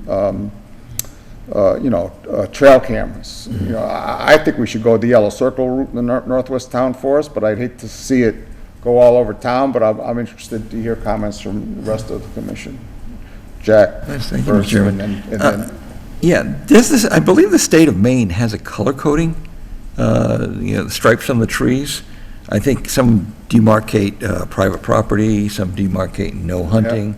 And if there is such an international or local regional Jack, I've survey. spent hundreds of hours, not hundreds, dozens of hours. Okay. Dozens of hours, working out the colors of these trails. Okay, where the yellow trails, the yellow and orange trails are open to snowmobiles. There's 3 other colored trails that are not open to snowmobiles, they're open to, bikes and pedestrians and horses. And then the brown trails are, public trails across private property. Okay. And they're all laid out on the maps already, and I'm not gonna revisit them at this time. No, that's okay, that's okay, I just didn't know. Are they in the front of the kiosks when they go and visit? Yeah. Okay. But I am gonna, I'm sorry, Michael LaRouche. Just wanted to ask the question, I didn't get that in the forwarded memo. How are those markers attached? I asked them to take, and you attach them with two nails, where the nails are about 2.5 inches long, and about 1 inch of the nail sticks out above the marker, so that as the tree grows, it doesn't push the marker out. If you take and you actually go up, or I think they've been removed now, but if you went over to Hunting Hills and went up onto the property, and then there's a little trail that goes through the woods there that brings you out to the field. If you went in there, you can see where those yellow trail markers were put up, and somebody put them up and they nailed the nails all the way through, so that the nail head was flush, and you can see now where the marker's been pushed off of the off of the tree because the tree gets fatter and the nail doesn't move, and it pushes the marker right off. So Yeah, unless there's some tamper-proof marking system, I appreciate your suggestion about the yellow paint. The reason I didn't go with paint to start with, because paint probably might be an easier thing all around and cheaper, is that I'm trying to make a consistent trail marking system, on all 20 odd properties that have trails on them, that the public can use. And you go out, and a lot of these trails, there's already existing markings, that random people have put up. Some of them are blue, some of them are white. White doesn't really show up, and so that's why I was going with the plastic discs. Because you can argue that, plastic discs really aren't all that environmentally, Right. So, but anyway. Any more on that? Certificate of compliance, 552, 360 West Townsend Road. 60 New West Townsend Road. Thank you, Mr. Agent, Mr. Administrator. Do you have a recommendation on this certificate of compliance? That's fine, by the way. Okay, so essentially, this is a house that was approved and completed back in 2000. There actually was an as-built that's in the file from 2000. It was signed by Whitman and Bingham Associates. So they just never got the certificate of compliance, even though they submitted the as-built. So I reviewed the as-built with Steve Marsden. Steve Marsden went out on site, looked at the site, gave a certification letter. So I'm recommending that the certificate be issued. I'm looking for a motion to approve this certificate of compliance. So moved. Second. Roll call vote. Rich Birsch. Aye. Patty Adams. Aye. Katie Child. Aye. Jack Rabbit. Aye. Jeff Viviano. Aye. Mike LaRouche. Aye. And I for myself. I got to redo my list so it's in alphabetical order, so Mike comes at the right spot. And people don't think I'm picking on Mike. But they would understand. Committee reports, extension permits, none. Committee reports, I've been doing my due diligence. As people who've been on the commission know, I've been doing my due diligence on our existing conservation lands. I had identified about 10 of our properties where the deeds do not say, dedicated to the care and control of the Conservation Commission. And I worked with the town clerk, and I found the town meeting votes on those. And for the most part, the town meeting did place them under the care and control of the Conservation Commission, even though it's not in the deed. So now the next step in the due diligence is to figure out, is there a certificate on file with the Registry of Deeds, of that town meeting action? So, and if there's not, then I'll be asking the town clerk to do that, but it doesn't appear as though any of these properties need to go back to town meeting, to be cured. Except for the one that we tried to do at the last town meeting, the special town meeting in November, and we identified the wrong property. So we have to do it over again. So that's a good thing there. And at the same token, it appears as though at the next meeting, we're only gonna have one new hearing. And then we've polished off a bunch of hearings. Actually, we have no new hearings. That one new hearing I told you about is for the August 18th. No new hearings. So it's all, so one I want to take and schedule at the next meeting. I will be scheduling at the next meeting a hearing on revising the land use plan for Table Rock and the Lane property. Two, I want to take some commission time and go through all of our town properties, commission properties, to identify which ones I think shouldn't be conservation properties, that they have defective, and identify some other issues, open space issues, and talk about those as a commission.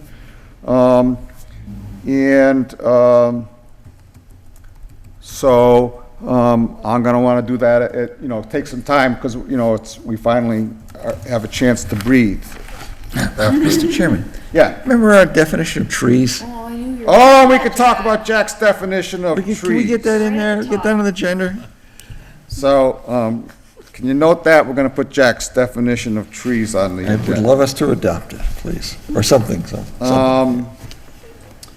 Administrators' determinations, 54 Pine Acres Road, removal of 3 trees. I think you put pictures on the cloud. Yep. Everybody look at those? Yep. Anybody have any comments or questions? They're all very helpful. A couple of those pictures are the same tree, different angle. They're all dead. You've seen one, you've seen them all, right? That's really all it is. There's 3 trees. They're all dead.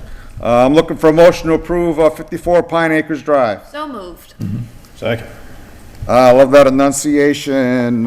Rich Birsch. Did we lose Richard? He's muted. Oh, he's muted. Glacier's still there. Everyone's muted, just kidding.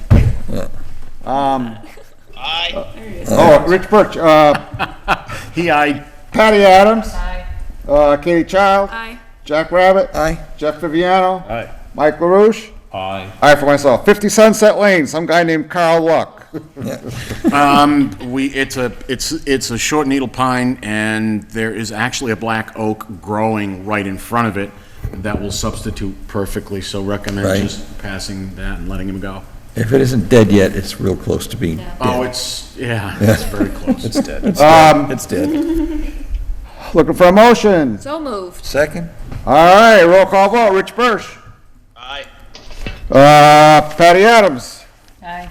Katie Childs. Aye. Jack Rabbit. Aye. Jeff Viviano. Aye. Mike LaRouche. Aye. Aye for myself. 22 Brookview, Zeke Sampson. Zeke gave me, I went out and looked at it, but I have pictures that are on the cloud. Same thing. That's 22 Brookview.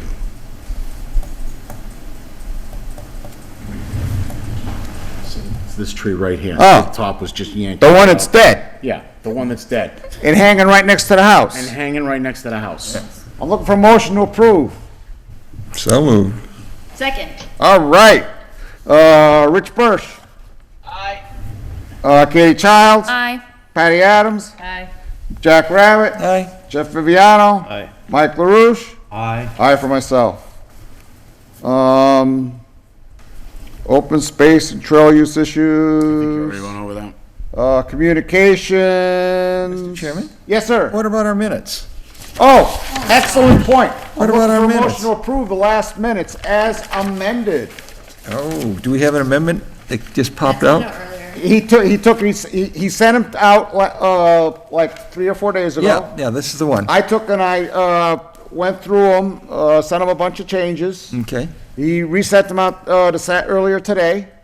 okay. I'm looking for a motion to approve as amended. Just a quick question then, Mr. Chairman. The fourth page, paragraph 4, it said it's not 12 inches wide, it was 12 feet wide. Did you pick that up? I didn't pick that up, no. Okay. So, For what issue? That was page 4. That was the Holman, not Holman. Is it the McGurns? No. 40, oh, God, brain. 50 Holman or 350 Holman? Howard Street, Howard Yeah, Street. 350 Howard? Yeah, Howard Street. That it was 12 feet wide, was not 12 inches wide. 12 inches wide. And then there was also the comment section where we had talked about the 1-foot barrier on each side and that foot of being, so you had an 18 to 20 foot. So you just add that in, that's all. Add in what? I'm not following you. Okay, did you get the 12 feet? 12 inches? got that. Okay, good man. Okay, also, the 1-foot barrier was not included in his statement of 12 feet. Okay. So we now had an extra couple of feet. And then there was actually a foot pedestal that those barriers were sitting on that really kind of looked like We're another just foot. amending the minutes now, my Jack. Oh, I understand, I'm just getting the minutes correct. And so that's where we came up with the 18 to 20 feet. There you go. That's all I really had to say about that whole Okay. thing. All right, so is that a motion, Jack? Yes, please, yes. Do we have a second? Second. Roll call vote. Rich Birch. Aye. Patty Adams. Katie Childs. Aye. Jack Rabbit. Aye. Jeff Viviano. Aye. Mike LaRouche. Aye. Aye for myself. Any other public comment or communications from anybody here?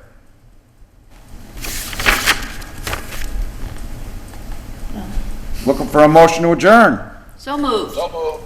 at 7 minutes to 10. All right, that's a, All right. that's a good one. Rich Birch. Aye. Patty Adams. Aye. Katie Childs. Aye. Jack Rabbit. Aye. Jeff Viviano. Aye. Mike LaRouche. Aye. And I for myself. So our next meeting will be Zoom only. Even better. Yeah, all caps, got it. And the meeting after that will be again this Is that how we're hybrid doing thing. it? Yeah, so when you can air. And I'll be curious to see how it works out. I'd be curious to talk to Richard about, like, the people that were presenting here. I mean, could he follow it, zooming, because it's I feel like they need surround sound so we can. Yeah, what a soundbite. Yeah, and I'm gonna talk to Joe